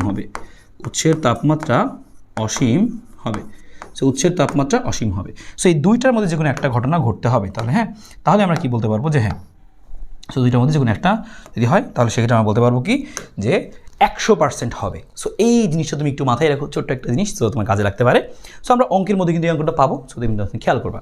আরেকটা জিনিস আমরা পড়তে চাই কার্নো ইঞ্জিনের, এখানে সেটা হচ্ছে কার্নো ইঞ্জিনের এই বিভিন্ন ধাপে হচ্ছে এনট্রপির পরিবর্তন। সো বিভিন্ন ধাপে এনট্রপির পরিবর্তন, সো টাইটেল দিয়ে ফেলো যে বিভিন্ন ধাপে এনট্রপির পরিবর্তন, সরাসরি ঘ নম্বরে আসবে। হ্যাঁ, বিভিন্ন ধাপে এনট্রপির পরিবর্তন, হ্যাঁ এনট্রপির পরিবর্তন। সো বিভিন্ন ধাপে হচ্ছে কি এনট্রপির পরিবর্তন, সো বিভিন্ন ধাপে হচ্ছে এনট্রপির পরিবর্তন, সো বিভিন্ন ধাপে এনট্রপির পরিবর্তন, সো বিভিন্ন ধাপে হচ্ছে আমাদের কী হবে এনট্রপির পরিবর্তন হবে। সো বিভিন্ন ধাপে হচ্ছে এনট্রপির পরিবর্তন, ঠিক আছে, বিভিন্ন ধাপে হচ্ছে এনট্রপির পরিবর্তন। সো বিভিন্ন ধাপে এনট্রপির পরিবর্তন কী হবে সেটাই আমরা জানতে চাই, আসো জেনে ফেলি। সো এটা কিন্তু আমাদের পরীক্ষাতে খ বা ঘ নম্বরে কিন্তু বিশেষ করে আসে আর কি। হ্যাঁ, ঘ নম্বরে কিন্তু এখানে প্রশ্নগুলো আসবে যে বিভিন্ন ধাপে এনট্রপি বের করো, বা তোমাকে বলবে যে উদ্দীপকের এই চক্রটি কার্ণচক্র হবে কিনা, এভাবে তোমাকে জিজ্ঞেস করবে উদ্দীপকের চক্রটি কার্ণচক্র হবে কিনা, ঠিক আছে। সো আমরা এখান থেকে বের করে রাখি বিভিন্ন ধাপে এনট্রপি পরিবর্তন। সো বিভিন্ন ধাপে এনট্রপি পরিবর্তন আমরা কী লিখবো এখান থেকে, আসো সব দেখি প্রথম ধাপে। সো আমাদের এখানে যে প্রথম ধাপ ছিল A থেকে B সমষ্ট প্রসারণ, সো আমরা লিখে নিচ্ছি এখানে প্রথম ধাপে এনট্রপির পরিবর্তন। সো মনে রাখবা প্রথম ধাপে এনট্রপির পরিবর্তন। সো প্রথম ধাপে হচ্ছে আচ্ছা বাংলাটা লিখে নিচ্ছি। প্রথম ধাপে হচ্ছে এন্ট্রপির পরিবর্তন। সো প্রথম ধাপে এন্ট্রপির পরিবর্তন। সো প্রথম ধাপে এন্ট্রপি পরিবর্তন আমরা কী লিখবো? আচ্ছা এটা বক্স না করে নিচে একটা দাগ দিয়ে দিচ্ছি আমরা এখানে, যে প্রথম ধাপে হচ্ছে আমাদের এন্ট্রপির পরিবর্তন। সো প্রথম ধাপে এন্ট্রপি পরিবর্তন। সো প্রথম ধাপে এন্ট্রপি পরিবর্তনটা কি? প্রথম ধাপে হচ্ছে এন্ট্রপির পরিবর্তন। সো খেয়াল করে প্রথমে এন্ট্রপি পরিবর্তন কী লিখবো আমরা? লিখবো হচ্ছে এখান থেকে লিখছি আমরা যে হচ্ছে সাপোজ তুমি লিখলা হচ্ছে ΔS1 বা হচ্ছে DS1 লিখলা বা ΔS1 লিখলা, যাই লেখো সমস্যা নেই এখানে। সো DS1 লিখলাম আমরা। সো DS1 সমান সমান আমাদের কী হবে? সূত্রটা কী হবে? সূত্র হবে হচ্ছে আমাদের এরকম যে Q1 ডিভাইডেড বাই হচ্ছে কত? T1। So Q1 divided by হচ্ছে T1, Q1 ডিভাইডেড বাই হচ্ছে T1। সো DS1 সমান সমান হবে হচ্ছে Q1 divide by T1। DS1 সমান সমান আমাদের হবে হচ্ছে যে Q1 ডিভাইডেড বাই হচ্ছে T1, DS1 সমান Q1 বাই T1। প্রথম ধাপে এন্ট্রপির পরিবর্তন। সেম একইভাবে আমরা বের করে ফেলতে পারি হচ্ছে পরের ধাপগুলোতে। হ্যাঁ, সো পরের ধাপগুলোতে তুমি একটু এখান থেকে মনে রাখবে, এই জিনিসগুলো পরীক্ষা সরাসরি ঘ নম্বরে আসবে, আগেই বলে রাখছি, ঠিক আছে? আমি লিখে দিচ্ছি প্রথম ধাপে। পরে হচ্ছে দেখো যে আমাদের দ্বিতীয় ধাপে, এবং হচ্ছে সেই জিনিসটা আমরা সেম একইভাবে লিখবো হচ্ছে তৃতীয় ধাপে। হ্যাঁ, আমরা 4টা করে নিচ্ছি এখান থেকে, 4টা করে নিচ্ছি। সো এটা আমাদের এখান থেকে কাজে লাগবে। সো এখানে আমি লিখে নিচ্ছি।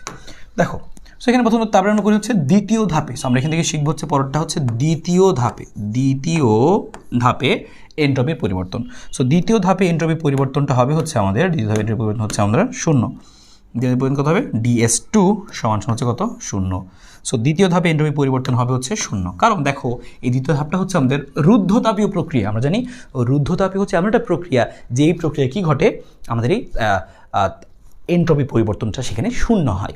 সো তুমি এখানে বুঝলাম দ্বিতীয় ধাপে 0 হবে আমাদের, এটা দ্বিতীয় ধাপে 0 হবে। সো দ্বিতীয় ধাপে কী হবে আমাদের? এখান থেকে 0 হবে। সো এরপরটা খেয়াল করো, আমাদের যখন হচ্ছে দ্বিতীয় ধাপ থেকে আমরা তৃতীয় ধাপ বের করবো, তৃতীয় ধাপটা হচ্ছে আমাদের কি? যে সংকোচন। আমাদের তৃতীয় ধাপটা হচ্ছে সমষ্ণ সংকোচন। সো এই ধাপে এন্ট্রপি পরিবর্তনটা ঋণাত্মক হয়, এবং এখানে মানটা হয় হচ্ছে মাইনাস। এবং আমাদের এখানে দেখো এই ধাপে তুমি নিজেই খেয়াল করো, এই ধাপে দেখো তাপমাত্রা কত? T2, তাহলে তাপমাত্রা হবে T2। এবং এই ধাপে হচ্ছে আমাদের যে তাপ কত? Q2। সো Q2 বাই হচ্ছে T2। যদি কখনো Q2 এর মান না থাকে, সো তুমি মনে রাখবা যে Q2 সমান সমান হবে হচ্ছে এই ধাপে কৃত কাজ WCD, একই কথা। বা Q1 যদি কখনো না দেওয়া থাকে, তাহলে কী করবা? সে হচ্ছে WAB, এই সমষ্ণ প্রক্রিয়ার এই ধাপে কৃত কাজের মানটা বের করবা, তাহলেই হয়ে যাবে। হ্যাঁ, সো এটা একটু মাথায় রাখতে পারো। হ্যাঁ, যে হচ্ছে আমাদের যে কি গেল 3 ধাপে, তৃতীয় ধাপে এন্ট্রপি পরিবর্তন গেল। সেম একইভাবে আমরা যদি বের করি চতুর্থ ধাপে।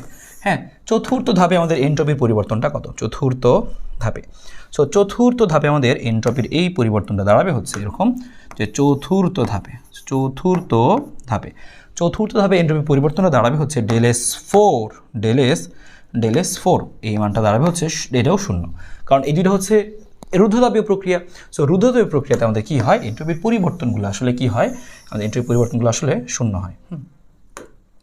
সো এই ধাপে পরিবর্তনগুলো আমাদের কী হয়? আসলে 0 হয়। সো আমরা একটু খেয়াল রাখবো, মনে রাখবো যে এই ধাপে আমাদের আসলে কোন কোন ধাপে আমাদের এন্ট্রপির পরিবর্তনগুলো কী কী হলো। আর যদি পরীক্ষাতে তোমাকে দিয়ে দেয় যে মোট এন্ট্রপি পরিবর্তন, তাহলে সেক্ষেত্রে আমরা একটা কাজ করবো, সেটা হচ্ছে কি? এই 4টা আমরা যোগ করে দেবো, ΔS1, ΔS2, এবং এটা হচ্ছে আমাদের বেসিক্যালি কি? ΔS3। এটা কিন্তু আমাদের ΔS3 ছিল। হ্যাঁ, সো ΔS3, তার মধ্যে খেয়াল করো ΔS1 এবং ΔS3 এর মধ্যে মান আছে, এবং এক্ষেত্রে কি আছে? প্লাস Q1 বাই Q2, এটা হচ্ছে মাইনাস Q2 বাই T2, কারণ এই ধাপে কাজের মানটা মাইনাস আসে, কাজের মানটাই মাইনাস আসে, তাই না? ওই রুদ্ধতাপীয় সংকোচন তাপশক্তি কী হয়? এখানে বর্জিত হয়, সো মাইনাস।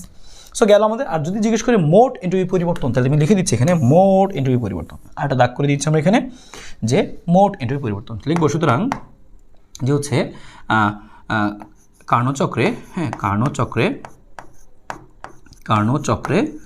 মোট এন্ট্রপি পরিবর্তন। সো তোমাকে যখন যদি জিজ্ঞেস করে, তাহলে তুমি এটা বের করবে। কার্নোচক্রে মোট এন্ট্রপির পরিবর্তন,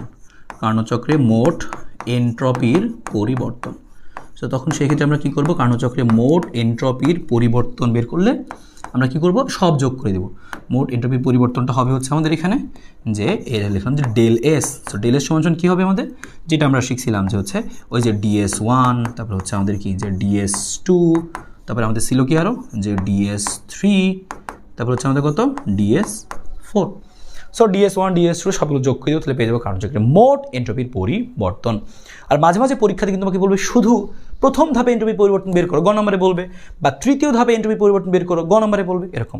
আর সবগুলো যোগ করে এন্ট্রপির একক তোমরা জানি, একক কী হবে, যে একক কিন্তু হচ্ছে জুল পার কেলভিন। হ্যাঁ, এন্ট্রপির একক তোমাদের জানাই আছে জুল পার কেলভিন। কোন কিসের একক? এন্ট্রপি, এন্ট্রপি, ঠিক আছে। সো এককার এন্ট্রপি, এন্ট্রপি। সো এন্ট্রপির এককটা আমাদের জানা আছে, যে এন্ট্রপি একক কী হবে, জুল পার কেলভিন, ঠিক আছে। সো এটা হচ্ছে আমাদের গেল একক। সো এন্ট্রপি হচ্ছে আমাদের একক, এটা হচ্ছে আমাদের এন্ট্রপি। সো এন্ট্রপির একক, ঠিক আছে, লেখা থাকুক, সমস্যা নেই, গেল আমাদের। আর যদি তোমাকে এর বিভিন্নভাবে এন্ট্রপি পরিবর্তন আলাদাভাবে যোগ বের করে না বলে আরেকটা জিনিস তোমাকে জিজ্ঞেস করে যে চক্রটি কার্ণচক্র হবে কিনা। হ্যাঁ, মাঝে মাঝে পরীক্ষা জিজ্ঞেস করবে চক্রটি কার্ণচক্র হবে কিনা। সো তখন তুমি কী করবা, যে চক্রটি কার্ণচক্র হবে কিনা, তোমাকে প্রশ্ন জিজ্ঞেস করবে এভাবে যে চক্রটি, বা এই চক্রের দেখতে পাচ্ছ চক্রটি প্রত্যাবর্তী হবে কিনা, চক্রটি প্রত্যাবর্তী হবে কিনা। সো এভাবে তুমি ডাইরেক্ট প্রশ্ন আকারে শিখিয়ে দিলাম তোমাকে আমি, চক্রটি প্রত্যাবর্তী হবে কিনা। অথবা তোমাকে জিজ্ঞেস করবে চক্রটি কার্ণচক্র হবে কিনা। অথবা তোমাকে জিজ্ঞেস করতে পারে কি, যে এই চক্রটা কি হবে কিনা, এই চক্রটি হচ্ছে আমাদের কার্ণচক্র হবে কিনা, চক্রটি প্রত্যাবর্তী হবে কিনা। অথবা জিজ্ঞেস করতে পারে যে এই চক্রটি হচ্ছে আমাদের কি কার্ণচক্র হবে কিনা, চক্রটি প্রত্যাবর্তী হবে কিনা, আর চক্রটি কার্ণচক্র হবে কিনা, চক্রটি হচ্ছে কার্ণচক্র হবে কিনা, চক্রটি কার্ণচক্র, হ্যাঁ, এই চক্রটা কার্ণচক্র হবে কিনা। সো এভাবে তোমাকে জিজ্ঞেস করতে পারে। তো তখন তুমি কি করবা, চক্রটি কার্ণচক্র হবে কিনা বা প্রত্যাবর্তী হবে কিনা, সেই জিনিসটার জন্য আমরা যেটা করব, এইভাবে করে সব আগে বের করব। এভাবে করে আমরা এই প্রথম ধাপে, দ্বিতীয় ধাপে, তৃতীয় ধাপে, সব ধাপে আসলে আমরা কি করব, সব ধাপে আমরা আসলে এরকম এন্ট্রপির এই সব ধাপে আমরা এন্ট্রপি মানগুলো বের করবো করে, এই 4টা ধাপে আমরা এন্ট্রপি বের করে আমরা এই কাজটা করব, মোট এন্ট্রপি পরিবর্তন বের করব। যদি দেখি আমরা এই মোট এন্ট্রপির পরিবর্তনটা কি হয়েছে, শূন্য হয়েছে, তাহলে লিখে দিচ্ছি আমরা যদি এই যে ডেলএসটা বের করছি, 4টা বের করছি, যদি ডেলএস ইকুয়াল টু 0 হয়, যদি ডেলএস ইকুয়াল টু 0 হয়, তবে যদি ডেলএস ইকুয়াল টু 0 হয়, তবে হ্যাঁ প্রক্রিয়াটি কি হবে, প্রত্যাবর্তী হবে। তবে প্রক্রিয়াটি প্রত্যাবর্তী বা আমাদের কি কার্ণচক্র, প্রত্যাবর্তী বা হচ্ছে কার্ণচক্র হবে, প্রত্যাবর্তী বা হচ্ছে কি, যে প্রত্যাবর্তী বা হচ্ছে কার্ণচক্র হবে, প্রত্যাবর্তী বা হচ্ছে কার্ণচক্র হবে, শেষ। সো এই হচ্ছে আমাদের জিনিসটা। হ্যাঁ, সুতরাং বা আমি ফাঁকে থাকুক, সমস্যা নেই, যদি আমাদের ঘটনা ঘটে তাহলে হবে। তাহলে এই মোট এন্ট্রপি বের করে যে শূন্য আসে তাহলে প্রত্যাবর্তী হবে বা কার্ণচক্র হবে। তোমাকে মাঝে মাঝে এভাবে তুমি জিজ্ঞেস করবে এটা হবে কিনা, এরকম হবে কিনা, তখন তুমি এই কাজটা করে দিবা, দ্যাটস ইট। সো এই কাজটা তোমার প্রচুর দরকার হবে, গ নম্বরে আলাদা আলাদা কিন্তু আসবে, আগে বলে রাখলাম আমি জিনিসগুলো। সো এই ছিল হচ্ছে আমাদের এখানকার জিনিস, আজকের টপিকটুকু আসলে, যে আমাদের কার্নো ইঞ্জিন দক্ষতা এবং সাথে হচ্ছে কার্নো ইঞ্জিন দক্ষতার সাথে হচ্ছে আমাদের এই যে হচ্ছে এন্ট্রপির পরিবর্তনের এই অংশটুকু। এখন আমরা দেখি, চলো এখান থেকে আসলে কী ধরনের প্রশ্ন পরীক্ষায় আসে, প্রশ্নের ডেমোগুলো আমরা দেখি কী কী আসতে পারে, বা আরও কী কী আমাদের পড়তে হবে সব মিলিয়ে।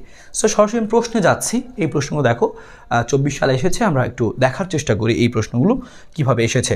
সো এখানে যে প্রশ্নগুলো রেখেছি বিভিন্ন টাইপের প্রশ্ন আছে, সো কিছু সেম টাইপের প্রশ্ন আছে। সো এগুলো করলেই তোমার মোটামুটি একটা ওভারঅল প্রস্তুতি হয়ে যাবে। এছাড়াও আরও কী করতে পারো সেটা আমি বলে দিব। সো তুমি দেখো এই যে তোমার এখানে কী দেওয়া আছে, তোমার এখানকার সেই চিত্রটা কিন্তু সুন্দর মতো দেওয়া আছে। দেখো এখানে কী কী দেওয়া আছে আমাদের এখানে, এই দেখো এ থেকে বি বিন্দু, এখানে লেখা P1 V1, তোমাকে বুঝে নিতে হবে এটা যে P1 এটা হচ্ছে V1, আর তাপমাত্রা তো এখানে লেখা আছে, দেখো মাঝখানে লেখা আছে, হ্যাঁ মাঝখানে লেখা আছে কত, 450। সো আমাদের এখানে এ থেকে বিতে, so P1 V1 P2 V2, তাপমাত্রা লেখা আছে 450 কেলভিন। আবার এখানে P3 V3 মানটা লেখা আছে, আবার এখানে P4 V4 এর মানটা লেখা আছে। পরে এখানে আমাদের বাকিটুকু দেখো চিহ্নটুকু দেওয়া নাই, সো আমরা এখানে দিয়ে নিতে পারি।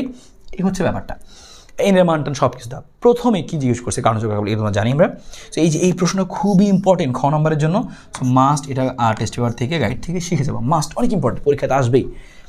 চিত্র থেকে বিসি অংশে কাজের পরিমাণ নির্ণয় করো। সো বিসি অংশে কাজটা আমরা বের করি, যে বিসি অংশে কাজ আবার কোনটা হলো, দেখো এই যে বি থেকে সি, আমরা বুঝতে পারছি যে বিসি অংশে কাজ মানে কি, রুদ্ধতাপীয় প্রক্রিয়ার কাজ। সো বিসি অংশে কাজ তার মানে কি, বিসি অংশে কাজ এটার মানে হচ্ছে আমাদের কি, যে বিসি অংশে কাজের এটার মিনিং হচ্ছে যে রুদ্ধতাপীয় সংকোচন, হ্যাঁ রুদ্ধতাপীয় সংকোচন বেশি অংশে কাজ অর্থাৎ রুদ্ধতাপীয় সংকোচন। সো রুদ্ধতাপীয় সংকোচন ধাপে কাজ বের করতে হবে। রুদ্ধতাপীয় সংকোচন ধাপে কাজ। সো এই কাজের সূত্রটা কী হবে? সংকোচন ধাপে কাজের সূত্র হচ্ছে আমাদের ডাব্লিউ, হ্যাঁ ডাব্লিউ আমরা লিখবো হচ্ছে WBC। হ্যাঁ সো WBC এর সূত্রটা একটু মনে করো, কীরকম সূত্র ছিল? এরকম ছিল যে NR divided by gamma minus 1, আর সাথে ছিল কি T1 মাইনাস T2 আদি তাপমাত্রা মাইনাস শেষ তাপমাত্রা, ঠিক আছে? So NR divide by gamma minus 1 আদি তাপমাত্রা মাইনাস শেষ তাপমাত্রা। এখন তুমি এখানকার বাকি ভ্যালুগুলো একটু বসায় দাও। দেখো লেখা আছে এন এর মানটা 1 মোল, সো আমরা এখানে বসাই দিচ্ছি যে WBC। সো WBC এন এর মানটা হচ্ছে কত আমাদের? 1 মোল। আর এর মানটা কত? 8.314, এটাই বসবে ফিক্সড, অন্য কোনো একক বসবে না। গামার মানটা লেখা আছে প্রশ্নে 1.4, আর যদি 1.4 লেখা না থাকতো তখন অবশ্যই আমাদের কত পরমাণু গ্যাস বলা থাকতো, আমরা দেখেছি। এবার T1 মাইনাস T2 দেখো তোমাকে মানগুলো কেলভিন এককে বসাতে হবে। লেখাই আছে সুন্দর করে, T1 হচ্ছে 450 আর 341। সো 450 মাইনাস হচ্ছে কত? 341। 450 মাইনাস হচ্ছে কত? 341। সো এই হচ্ছে আমাদের এখানকার অঙ্কটা। সো আশা করি বুঝতে পেরেছি এখান থেকে, হ্যাঁ আশা করি এখান থেকে বুঝতে পেরেছি যে আমাদের এখানে টোটাল আসলে কাজের মানটা কত আসবে। সো কাজের মানটা কত আসবে এখান থেকে আমরা মানগুলো দিয়ে বসাই দিই, চলে আসবে তো সামথিং জুল, শেষ, এত জুল, কোনো কথা হবে না। সো গ নাম্বারটা খুব ইজি ছিল, বলছে চিত্রের এবি ও সিডি অংশে এনট্রপির পরিবর্তন একই হবে কিনা। এবি আর সিডি তুমি খেয়াল করো, প্রথম ধাপে এবং হচ্ছে তৃতীয় ধাপে একটু আগে কিন্তু সেই জিনিসটা আমরা পড়ে আসলাম, তাই না? তো তোমার কাজ কি সেম বের করে ফেলো, বের করে ফেলি। কিন্তু যখন তুমি বের করতে যাবা, আমি এটা পরের পেজে করি কারণ এটা কাজে লাগবে, আরেকটা পেজ আমাদের লাগবে এখানে। তুমি দেখো যে হচ্ছে আমাদের প্রথম ধাপে, আমরা আসলে করে নেবো, সমস্যা নেই। সো এই সব কিছু মুছে দিচ্ছে। তোমাকে বেসিক্যালি বলছে এখান থেকে যে প্রথম ধাপে এবি আর সিডি অংশে এনট্রপি পরিবর্তন। সো আমি এখানে লিখি আগে যে এবি অংশে এনট্রপির পরিবর্তন। সো এবি অংশে এনট্রপির যখন পরিবর্তন বের করতে যাবা, এবি অংশে এনট্রপির পরিবর্তন, কিন্তু তার আগে তুমি খেয়াল করো এবি অংশে তুমি যখন বের করবা যে এবি অংশে এনট্রপির পরিবর্তন। সো এবি অংশে এনট্রপির পরিবর্তন, সো তুমি সূত্র জানো কি? এবি অংশে এনট্রপির পরিবর্তন বের করার সূত্র কি জানো? একটু আগে তো শিখলা যে এখানে তুমি লিখবা যে DS1, এবি অংশে DS1। সো DS1 এর সূত্র কী হবে? এখানে হবে কি Q1, প্রথম অংশ যেহেতু Q1 ডিভাইড বাই হচ্ছে T1। সো আমরা জানি এখানকার হচ্ছে গৃহীত তাপ Q1 আর তাপমাত্রা হচ্ছে T1। দেখো আমাদের দরকার ছিল হচ্ছে এবি অংশে আসলে এনট্রপির পরিবর্তন বের করা, কিন্তু আমি এবি অংশে এনট্রপির পরিবর্তন বের করতে গেলে আমাদের সূত্র হচ্ছে Q1 divide by T1। T1 তো আমি দেখতে পাচ্ছি এখান থেকে 450, কিন্তু Q1টা কোথায়? Q1 তো প্রশ্নে দেওয়া নাই যে কতটুকু তাপশক্তি গৃহীত হলো। সো আমরা আগেই শিখে এসেছিলাম যে Q1টা হবে কি এই প্রথম যে ধাপটা আছে, এই ধাপে যে আসলে কৃত কাজ, সেই কৃত কাজটা হবে আসলে Q1 এর সমান। তাহলে আমরা এই এবি ধাপে আসলে কাজটা বের করবো, এবি অংশে কৃত কাজ WAB। যেহেতু দেখতে পাচ্ছি এটা সমষ্ণ প্রক্রিয়ায় কাজের সূত্র কি হয়? যে আমাদের W সমান nRT ln V2/V1। যেহেতু তাপমাত্রা হচ্ছে এখানে T1, তাহলে আমি এখানে লিখছি nRT1। দেখো মানগুলো বসাই দিছি, এন এর মান 1 মোল, আর এর মান এবং হচ্ছে আমাদের টি এর মান 450 কেলভিন ln V2/V1। দেখো এই যে হচ্ছে আমাদের এখানে V2 এবং এটা হচ্ছে আমাদের V1, মানটা বসালাম। অবশ্যই তুমি এখানে সুন্দর করে ক্যালকুলেটর সবগুলো মান বসাই দিয়ে চাপ দিলেই তুমি কিন্তু পেয়ে যাবে এখানকার Q1 এর মানটা, অর্থাৎ কাজের মানটা মানে কিন্তু Q1 এর মানটা। এবার তোমার উদ্দেশ্য ছিল এই এবি অংশে এনট্রপির পরিবর্তন বের করা। তো তুমি দেখো এবি অংশে এনট্রপির পরিবর্তন লিখবা DS1 সমান Q1/T1। এই যে Q1 পেয়ে গেলা, T1 তুমি জানতা, জুল পার কেলভিন চলে আসবে।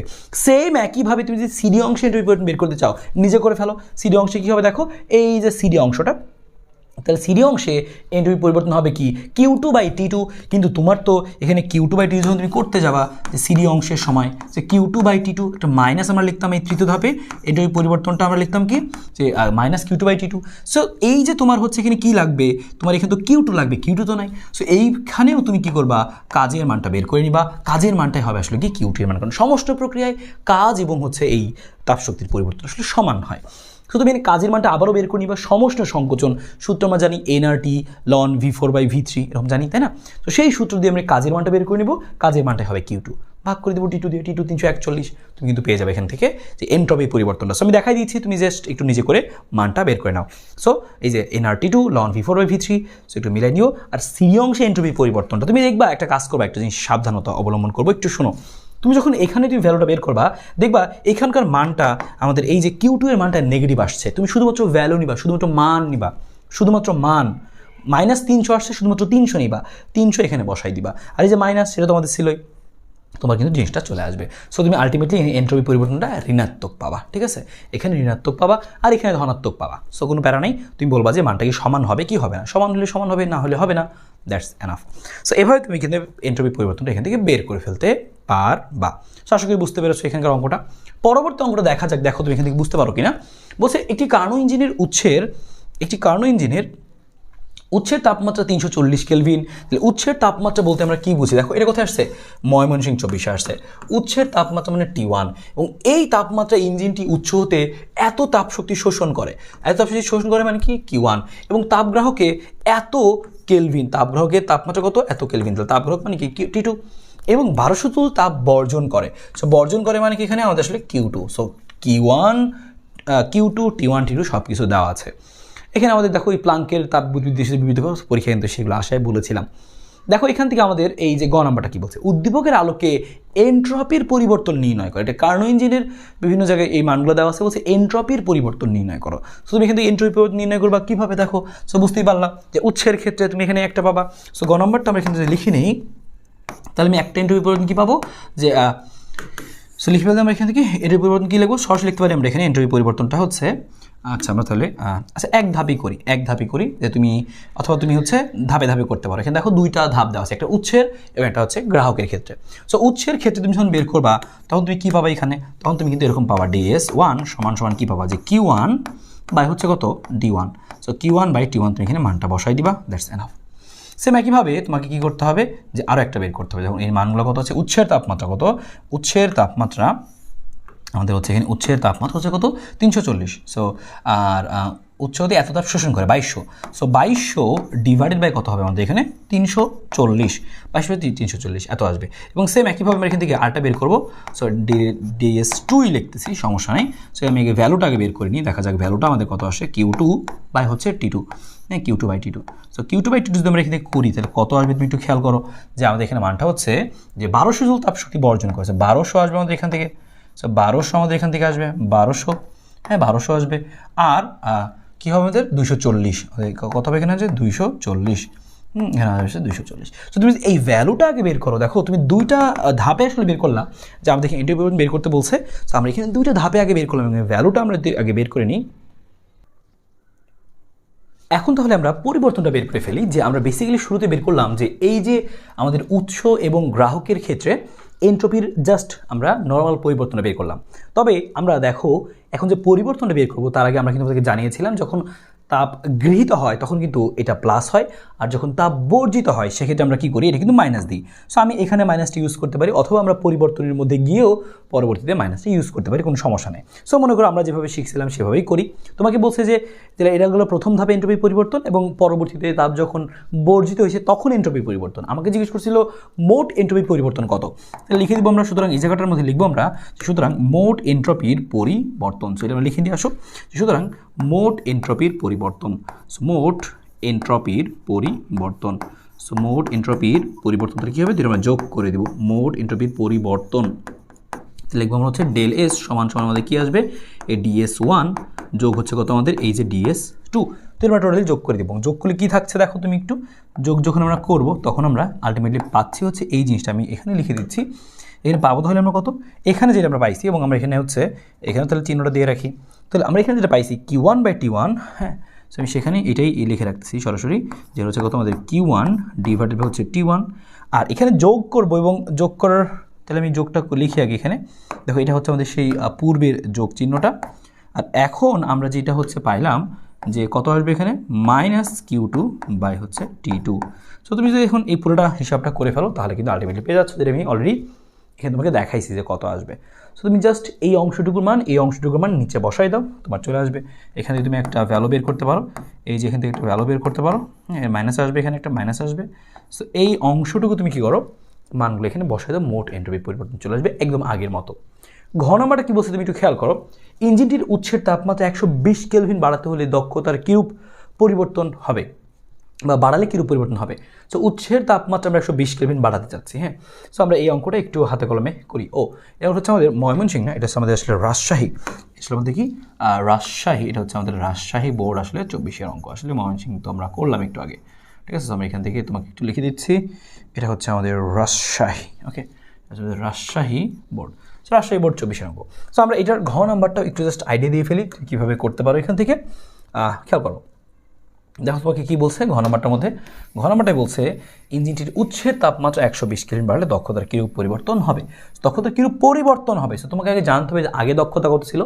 সো তুমি এক কাজ করো, নর্মালি দক্ষতা বের করো যে পূর্বে দক্ষতা, হ্যাঁ, তাপমাত্রা বাড়ানো, উৎসের তাপমাত্রা বৃদ্ধির পূর্বে। সো আমি লিখে নিচ্ছি এখানে বৃদ্ধির পূর্বে বা হচ্ছে প্রথমে দক্ষতা, প্রথমে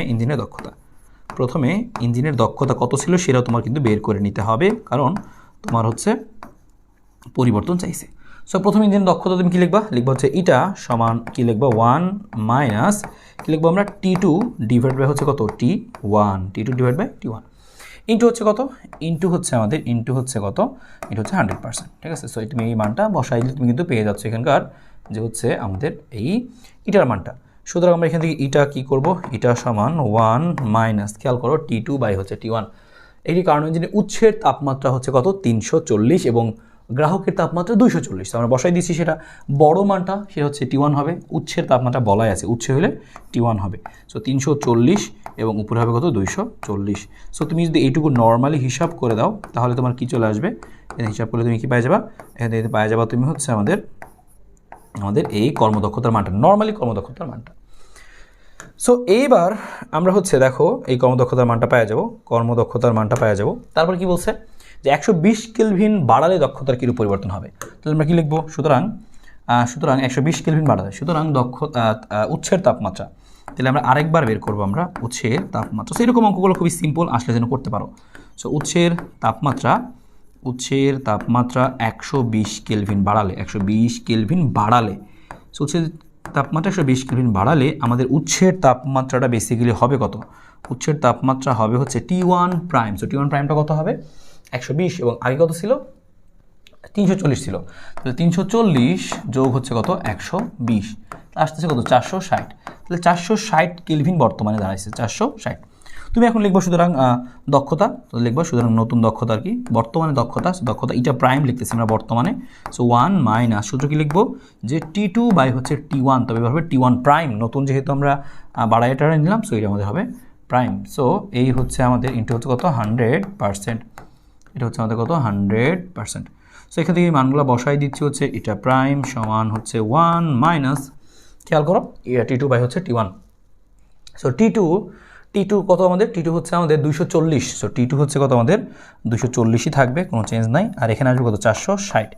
সো বুঝতেই পারছো যে এই হিসাবটা যদি আমরা করে ফেলি, হ্যাঁ, এটা হচ্ছে কত 100%, হ্যাঁ। সো তাহলে আমাদের কত চলে আসবে দেখো, ইন্টু হচ্ছে 100%। তুমি এখানে হিসাবটা করলে দেখবে একটা মান আসবে, হ্যাঁ, সামথিং একটা পার্সেন্টেজ আসবে, হিসাব করলে পেয়ে যাবা। তোমাকে বলছিল দক্ষতার পরিবর্তন হবে কিনা, তুমি বলবো যে হ্যাঁ দক্ষতার পরিবর্তন হবে, পরিবর্তন এরকম হবে, বাড়বে বা কমবে সেটা তুমি বলে দিবা। তো এটা আর এটা প্রাইম, এই দুটো তুমি তুলনা করবা, দেখবা বাড়ছে নাকি কমছে, বাড়লে বলবো বাড়ছে আর কমলে বলবো যে কমে গেছে, শেষ। সো এভাবে তোমার কিন্তু বের করার প্রয়োজন হতে পারে, ঠিক আছে। সো খুবই সিম্পল টাইপ, এই টাইপটা খুবই সহজ। এবং আরও কীভাবে আসতে পারে এই অঙ্কগুলোই আর কীভাবে আসতে পারে চলো আমরা সেটা দেখে ফেলি। এখানে আরেকটা প্রশ্ন দেখাচ্ছে দিনাজপুর বোর্ড 24-এ, বলছে কি কার্নো ইঞ্জিনের উৎসের তাপমাত্রা এত এবং এত, হ্যাঁ, দুইটা কার্নো ইঞ্জিনের উৎসের তাপমাত্রায় দেওয়া আছে। ইঞ্জিন দ্বয়ের প্রতি স্তরে সংকোচন ও প্রসারণের অনুপাত 1:2 1:3। এখন বলছে গ নম্বরে যে উদ্দীপকের প্রথম ইঞ্জিনের ক্ষেত্রে সমষ্ণ প্রসারণীকৃত কাজ। তাহলে আমরা কি শিখছিলাম যে সমষ্ণ প্রসারণীকৃত কাজ W সমান কি হবে nRT, সাথে হবে লন V2 বাই হচ্ছে V1, সহজ কথা, তাই না। মান যখন তুমি বসাতে যাবা, এনের মান কত দেখো বলা আছে 2 মোল, হ্যাঁ, এর মানটা হচ্ছে আমাদের 2 মোল আছে। আর এর মানটা কত, আর এর মানটা তোমাদের মুখস্থই বসাবো সবসময় 8.314। এবার আমরা এখানে T1 কি বসাবো, উৎসের তাপমাত্রা বসাবো, উৎসের তাপমাত্রাটা। তো দেখো শুরুতে যে তাপমাত্রাটা থাকে সেটা বসাবো। সো দুইটা কার্নো ইঞ্জিনের কোনটা কথা বলছে, প্রথম ইঞ্জিনের কথা বলছে। প্রথম ইঞ্জিনের মধ্যে দেখো দুইটা তাপমাত্রা আছে, অনেক কনফিউজড হয়ে যায় ভাই কোন মানটা আমি লিখবো। খুবই সিম্পল, প্রথমটা। তাহলে এই যে প্রথম ইঞ্জিনের কথা বলছে, এটা হচ্ছে তোমার প্রথম ইঞ্জিনের T1।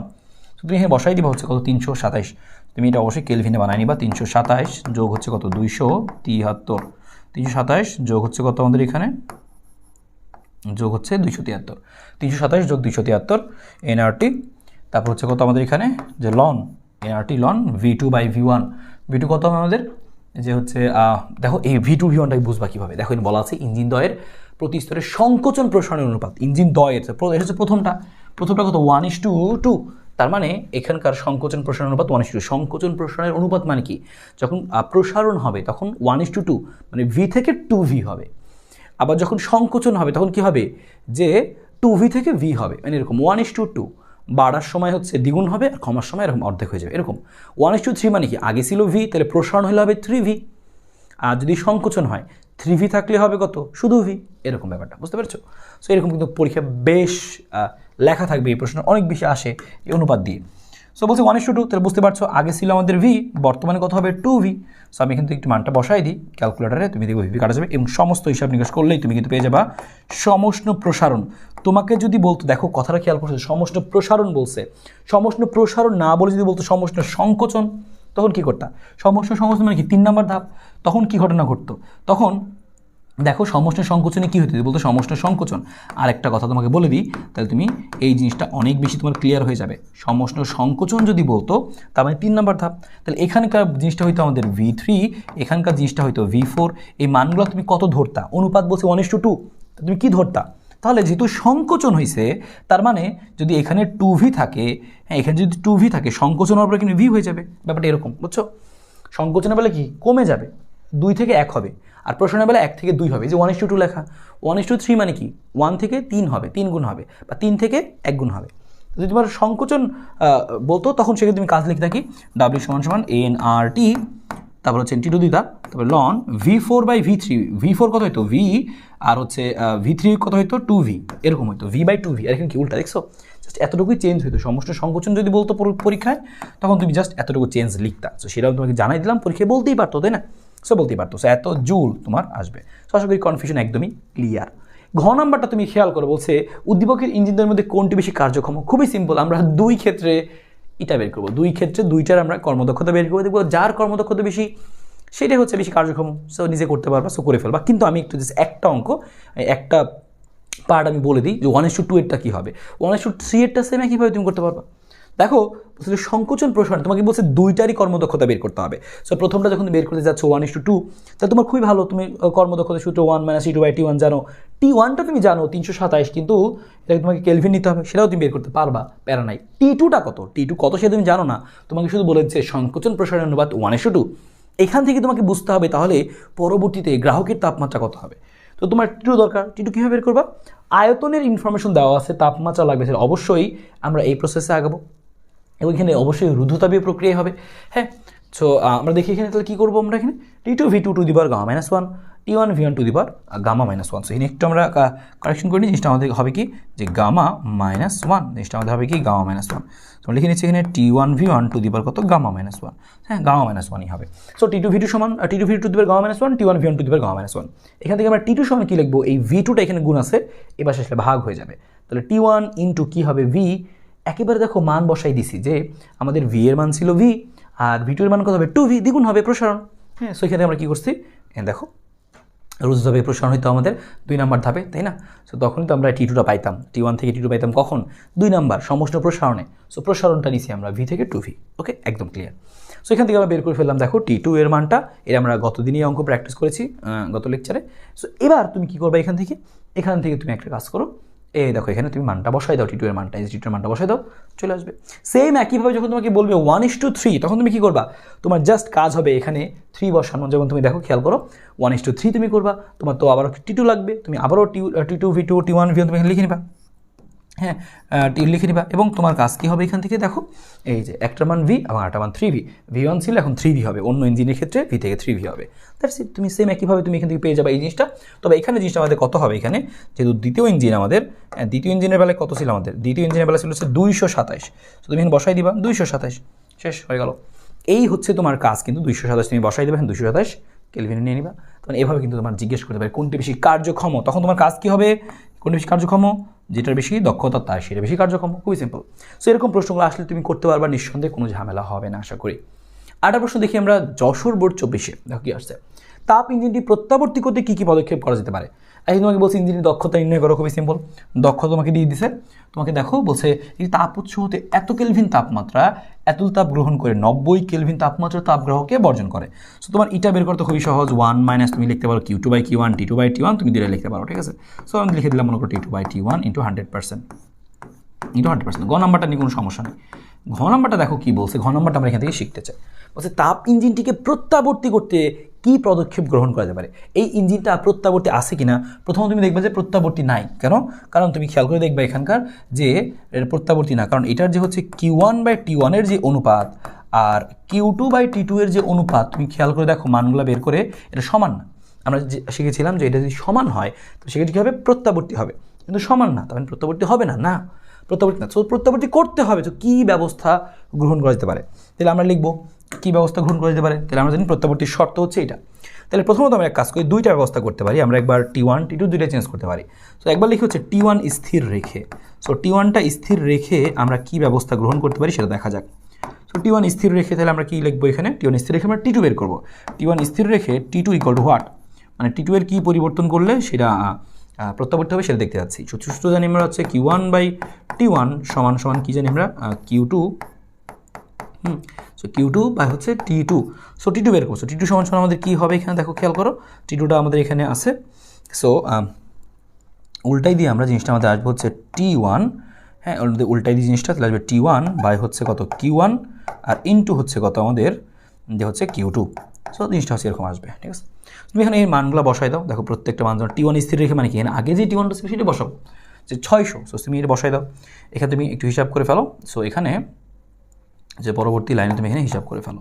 সো কত আসবে দেখো, এখানে আমাদের আসতেছে কত, T1 এর মানটা 600 কেলভিন তাপমাত্রা 600, তারপর হচ্ছে Q2 কত আসতেছে আমাদের, এত তাপমাত্রা গ্রহণ করে। সো গ্রহণ করলে হবে কত, 1100 আমাদের হচ্ছে Q1 1100, আর Q2 কত, যে 300 জুল তাপ বর্জন করে। সো 300 জুল হচ্ছে বর্জন করে। সো অবশ্যই তুমি এখান থেকে হিসাব যদি করো তাহলে এখান থেকে তুমি কী পেয়ে যাবা, T2 পেয়ে যাবা। তুমি লিখবা সুতরাং T2টা আমাদের হবে হচ্ছে সামথিং কিছু একটা জুল, ঠিক আছে। সো আমাদের T2 হবে। সো T2 দেখে তুমি বলবা কি যে হ্যাঁ T2 এর মানের এই পরিবর্তন করতে হবে, হ্যাঁ। সো T2 এর মানের এই পরিবর্তন করতে হবে। সো তুমি তখন এভাবে বলতে পারবা, T2 এর মানের পরিবর্তন দেখে তুমি বলতে পারবা যে কী পরিবর্তন করতে হবে। সো T2 পেয়ে গেল, যে T2 তুমি বলবা কি, হ্যাঁ T2 এই পরিবর্তন করলেই আমরা প্রত্যাবর্তী পাবো। বা তুমি দেখো এই সেম কাজটাই করতে পারো, তবে এবার উল্টা, এবার হচ্ছে তুমি উল্টা করলা। তুমি এবার করবা কি, যে এখানে তুমি আবার একটা কাজ করবা, যে কিন্তু এবার কি করবা, বলবা হচ্ছে কি যে T1 না, এবার T2 স্থির রেখেছে। আমি আরেকটা ব্যবস্থা গ্রহণ করতে চাই যে T2 এবার স্থির রাখবো আমরা। সো T2 স্থির রেখে আমরা T1 এর ভ্যালুটা বের করতে চাই, যে T1 এর মানটা কত। সেম একইভাবে লিখবো Q1/T1 সমান Q2/T2। তাহলে এখান থেকে আমাদের কী করতে হবে, আমাদের এখান থেকে এই যে এখান থেকে T1টা বের করতে হবে। সো T1 সমান কী হবে আমাদের এখানে, খেয়াল করো যে আমাদের এখানে T1 সমান কী হবে, যে T1 ইকুয়াল টু কী দাঁড়াবে, খেয়াল করো। সো T1 সমান আমাদের দাঁড়াবে হচ্ছে, সো আমরা উল্টাই দিলে আমাদের আসবে হচ্ছে T2 বাই হচ্ছে কত Q2 ইন্টু হচ্ছে কত Q1। সো এবার আমরা করবো T1 এর মানটা বের করবো। সেখানে আমি ভ্যালুটা বসাই দিচ্ছি, বা লিখে দিই এখানে, বা T1 সমান দেখো T2 এর মানটা কত, 90 তাপমাত্রা আবরণী বর্জন করেছে 90, Q2 কত 300, সো 300 আর Q1 কত 1100। সেগুলো সব বসাই দিবা, তাহলে তোমার একটা T1 আসবে। সো তুমি বলবা T1 প্রাইম দিই, আমরা এটাকে সব প্রাইম দিই, হ্যাঁ এর আমরা নতুনটাকে প্রাইম নাম দিই, বলবো যে প্রাইম, প্রাইম দিলাম। সুতরাং তুমি এখান থেকে একটা T1 প্রাইম পাবা। বলবা যে T1 এর মান যদি আমরা এত কেলভিন করে দিই তাহলেও কি হবে, প্রত্যাবর্তী হবে। সো T2 এর মান এত করলে প্রত্যাবর্তী হবে, বা T1 এর মান এত করলে প্রত্যাবর্তী হবে, সিম্পল উত্তর, ঠিক আছে। সো এরকম প্রত্যাবর্তী হলে তুমি এখান থেকে দেখতে পারবা। সো প্রত্যাবর্তী শর্ত কী ছিল সেটা আমি বলে দিচ্ছি এখানে, যে প্রত্যাবর্তী শর্ত, হ্যাঁ আমাদের শর্ত ছিল যে প্রত্যাবর্তী হওয়ার শর্ত। সো প্রত্যাবর্তীর শর্ত। সো এই শর্তটাই আমরা এখানে জাস্ট চেক করলাম, যে এই শর্ত দিয়ে কিন্তু আমরা করে ফেলতে পারলাম। সো আশা করি তুমি এটা বুঝতে পেরেছো, এখান থেকে আসলে তুমি কীভাবে করতে পারবা। দেখো সেম একই রকম অঙ্ক, এটা তোমার জন্য HW থাকবে বেসিক্যালি। তো তুমি দেখো এটা পারো কিনা, একবার পড়ো, খুবই সিম্পল। চলো চিটাগাং বোর্ড 24 আসছে, যে কার্নো ইঞ্জিনের প্রতি স্তরে সংকোচন প্রশ্নের পদ্ধতি 1:6, বুঝতে পারছো। একবার যদি V থাকে সো পরবর্তী কী হয়ে যাবে, 6V হয়ে যাবে, এরকম প্রসারণের বেলায়। আর সংকোচনের বেলায় উল্টা। এতে কার্যনির্বাহক বস্তু হিসেবে 3 মোল দ্বিপরমাণু গ্যাস ব্যবহার করা হয়েছে, ভালো, আর গামার মানটা দেওয়া আছে। এখানে সব কিছু দেওয়াটা আছে, বলছে কার্বনিক বস্তু A হতে B তে কৃত কাজ, খুবই সিম্পল। A হতে B তে কাজ মানে কি, সূত্র কি জানি আমরা, W সমান WAB। সূত্র আশা করি তোমাদের মনে আছে, nRT কি হবে, nRT লন সূত্র কি হবে, যে V2 বাই হচ্ছে V1। সো দেখো V1টা কত V, আর V2 কত 6V, প্রসারণ সমস্ত প্রসারণ। সো প্রসারণের বেলায় 6 গুণ হয়ে যাবে, কারণ 1:6। সো এটা আমাদের খুব সহজ, পারবো। প্রদত্ত ইঞ্জিনের কর্মদক্ষতা 55 অপেক্ষা বেশি হওয়া সম্ভব কিনা। সো তুমি দেখবা যে এখানকার ইঞ্জিনের দক্ষতা কত, তোমার কাজ কি তাহলে এখানকার দক্ষতা বের করা। সূত্র কি 1 মাইনাস T2 বাই হচ্ছে T1। কিন্তু ভাই আমাদের তো T2 দেওয়া নাই, এই অঙ্ক এটাই করছিলাম না এরকম যে ফার্স্টে কী করতে হয়, এরকম বের করে নিতে হয় T2 V2 to the power gamma minus 1 সমান সমান কি T1 V1 to the power gamma minus 1। So হ্যাঁ, এখান থেকে আমরা কী করবো, এখান থেকে আমরা T2টা বের করে নিব, T2টা বের করে নিব, এই যে বসাই দিব, চলে আসবে। দক্ষতার মান যদি মনে করছে 60, তাহলে বলবো যে হ্যাঁ 55% অবশ্যই সম্ভব। দক্ষতার মান যদি আসে মনে করে 55-র কম, 51, 52, 53 বা হচ্ছে 40, 30, তাহলে বলছি না সম্ভব না। সো কত আসে সেটা তুমি দেখবা যে সম্ভব কি সম্ভব না। ঠিক আছে, এই ইঞ্জিনের দক্ষতা প্রদত্ত ইঞ্জিনে বলছে, তোমাকে এটা কিন্তু বলে নাই যে এটাকে বানানো সম্ভব কিনা বা কি চেঞ্জ করলে বানানো সম্ভব, বলে নাই। তোমাকে বলছে প্রদত্ত ইঞ্জিনের দক্ষতা 55%-এর অপেক্ষা বেশি হওয়া সম্ভব কিনা। তুমি দেখবা এই ইঞ্জিনের দক্ষতা হচ্ছে কত আছে, তো বলবা যে এই ইঞ্জিনের দক্ষতা এত আছে। সো 55% যে কম আছে বা বেশি আছে তুমি এটা উল্লেখ করে দিবা। সো এখান থেকে তোমার এটা হয়ে গেল, এটা অবশ্যই পারবা আশা করি। পরেরটা খেয়াল করো, এরা বলছে উদ্দীপকের তাপ ইঞ্জিনের সমষ্ণ প্রসারণে এন্ট্রপি পরিবর্তন। সমষ্ণ প্রসারণ, এই যে সমষ্ণ প্রসারণে কী হবে, সমষ্ণ প্রসারণে এন্ট্রপি পরিবর্তন কী হবে, DS1 সমান কী হবে Q1 বাই হচ্ছে T1। না T1 দেখতে পাচ্ছ, কিন্তু তুমি কোথাও কী পাচ্ছ না, যে Q1 পাচ্ছ না। সো আমাদের কী করতে হবে দেখো, একটু খেয়াল করো, এই দেখো এখানে আমি এটাও পাচ্ছি না যে আয়তন কত গুণ হয়েছে, সেগুলোও বলা নাই যে আমি এখানে W বের করবো। কিন্তু আরেকটা জিনিস বের করার উপায় আছে, তুমি খেয়াল করো, আমরা জানতাম হচ্ছে কি যে এটা বসে প্রত্যাবর্তী তাপ ইঞ্জিন তোমাকে বলে দিচ্ছে। সো প্রত্যাবর্তী তাপ ইঞ্জিনের ক্ষেত্রে আমরা কী জানি, Q2 বাই Q1 সমান সমান আমরা কী জানি T2 বাই হচ্ছে T1। সেখান থেকে হিসাব করে তুমি কী করবা, Q1টা তুমি বের করে আনবা এত জুল। সো এই যে Q1 বের করে আনলা, এখন তুমি এখানে বসাই দিবা, গ নাম্বারটা রান হয়ে গেল। সো গ নাম্বারটা কিন্তু এখানেই করে ফেললাম আমরা। ঘ নাম্বারটা বলছিল উৎসের তাপমাত্রা স্থির রেখে, উৎসের তাপমাত্রা স্থির রেখে মানে কি T1 স্থির রেখে, T1 চেঞ্জ করা যাবে না। সো T1 স্থির রেখে ইঞ্জিনটির দক্ষতা 1.5 গুণ করা সম্ভব কিনা। তাহলে তুমি আগে বের করো এটার দক্ষতা কত, মনে করে আসছে যে কথার কথা 30, এখন বলছে 1.5 গুণ করা সম্ভব কিনা। 1.5 গুণ করা মানে কি, যে হচ্ছে যে 45। সো 45% করতে হলে তখন তুমি জানো যে এটার নতুন মান কত, 1.5 গুণ করার পরে আসছে কথার কথা 45, এটার মান 45। T1 তো স্থির রাখছে, T1 এর মান যা আছে তাই বসাতে হবে। তো তোমার কাজ শুধুমাত্র T2 বের করা, T1 আগেরটা রেখে, T1 পূর্বেরটা রেখে নতুন T2 বের করা। সো নতুন T2 বের করে বলবো যে হ্যাঁ T2 এর মান যদি এত করি তাহলেই ওইটা সম্ভব হবে, হয়ে গেল। তবে তোমার কাজ হচ্ছে এইটাই, যে দেখো আমি এখানে কিন্তু হিন্টস দিচ্ছি, এগুলো তোমার HW, কিন্তু এগুলো তুমি নিজে করবা আসলে। হ্যাঁ, এগুলো তুমি নিজে কমপ্লিট করবা, কারণ কিছু অঙ্ক নিজে করে রাখলে ভালো, তোমার কিন্তু দক্ষতাটা বাড়বে। সো তুমি নর্মাল কী করবা, এই ইটা প্রাইমের মান কত হবে, পূর্বের ইটা ইন্টু হচ্ছে 1.5। তার মানে তুমি আগে নর্মাল ইটা বের করে নিবা, তারপরে হচ্ছে 1.5 দিয়ে গুণ করবা। সো আশা করি যে এরকম করে আসলে তুমি করতে পারো। মাত্র আমরা সেটা কিন্তু করলাম, দেখো এই কিন্তু উত্তরটাও দেওয়া আছে, তুমি যেন বুঝতে পারো Q2 বাই হচ্ছে Q2 না, আমাদের কত বের হচ্ছে Q1 বাই হচ্ছে T1। সো আমি লিখে দিচ্ছি, এটা হচ্ছে আমাদের কত, যে Q। So Q1 divided by হচ্ছে T1। হ্যাঁ, সো লিখে দিচ্ছি এখানে Q1 বাই হচ্ছে কত T1। সো এটা হচ্ছে আমাদের Q1।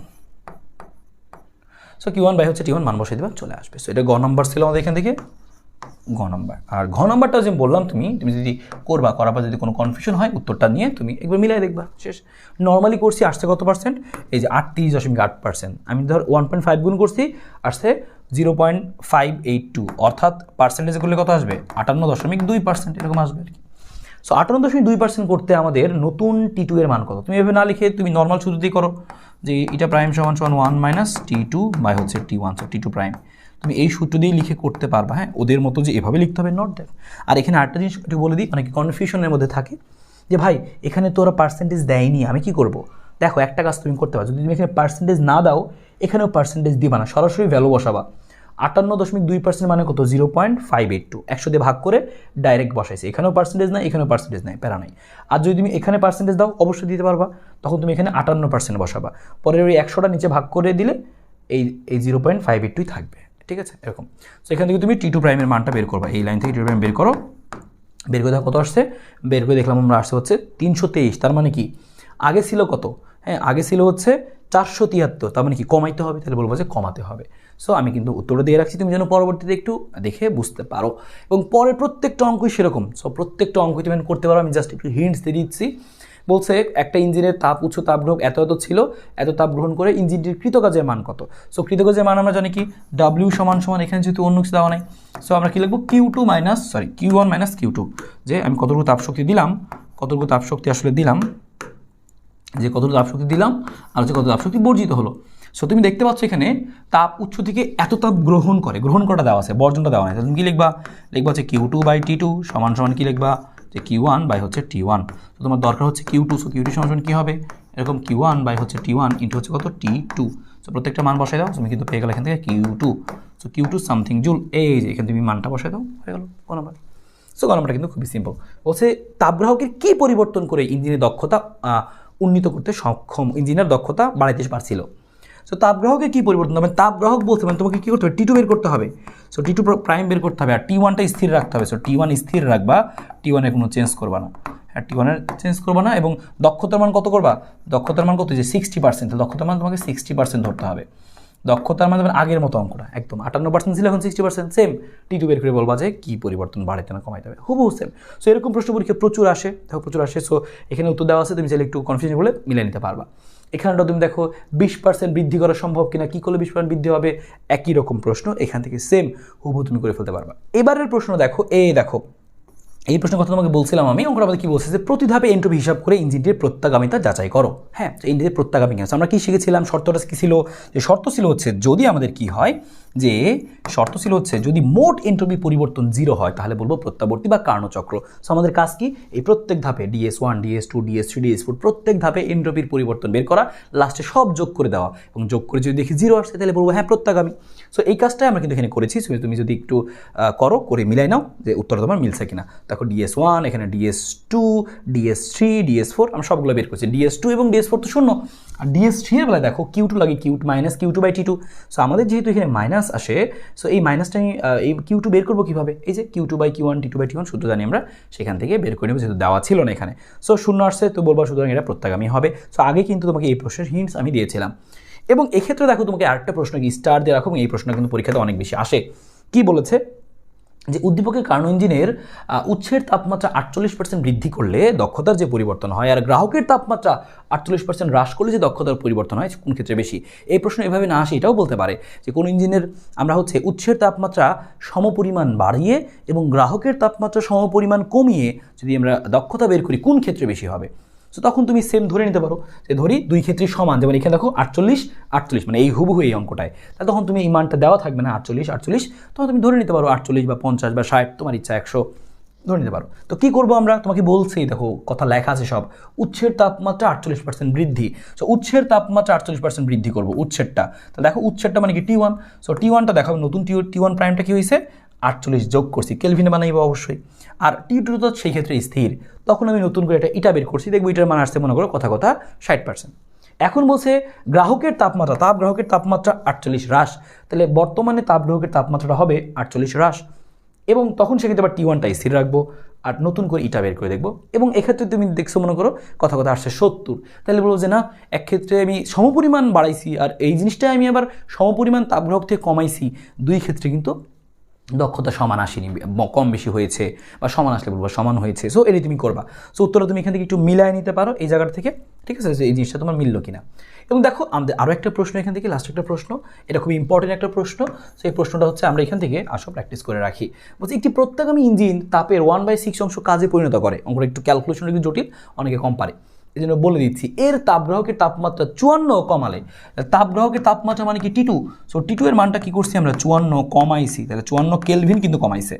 সো 54 কেলভিন কমালে দক্ষতা দ্বিগুণ হয়, তখন আমাদের ইটা প্রাইমের মানটা কি হয়, তখন আমাদের ইটা প্রাইমের মানটা কি হয়, দ্বিগুণ হয়।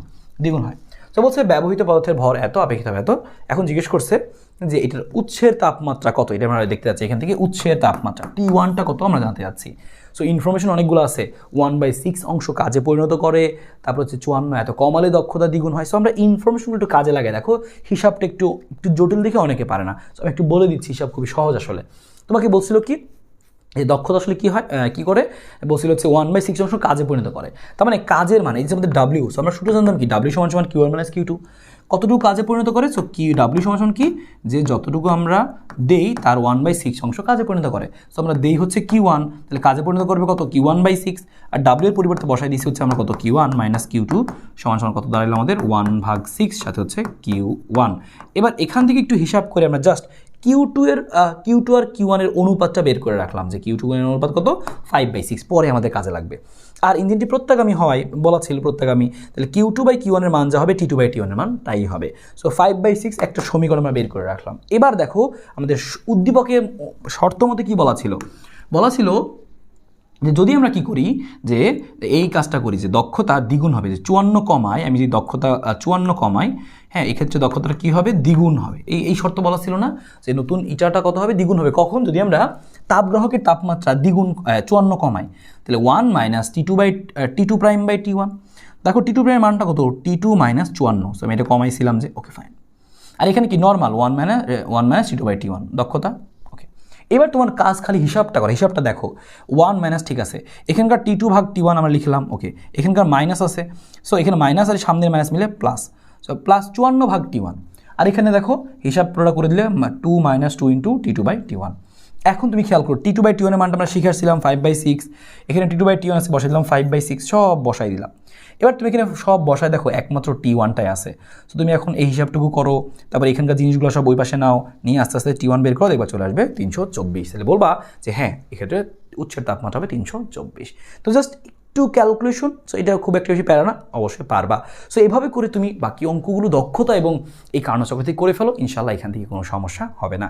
সো অঙ্কগুলো পারলে অবশ্যই তুমি এখান থেকে কিন্তু দেখবা যে একটা প্রশ্ন পারছো, কারণ এখান থেকে প্রশ্ন আসেই।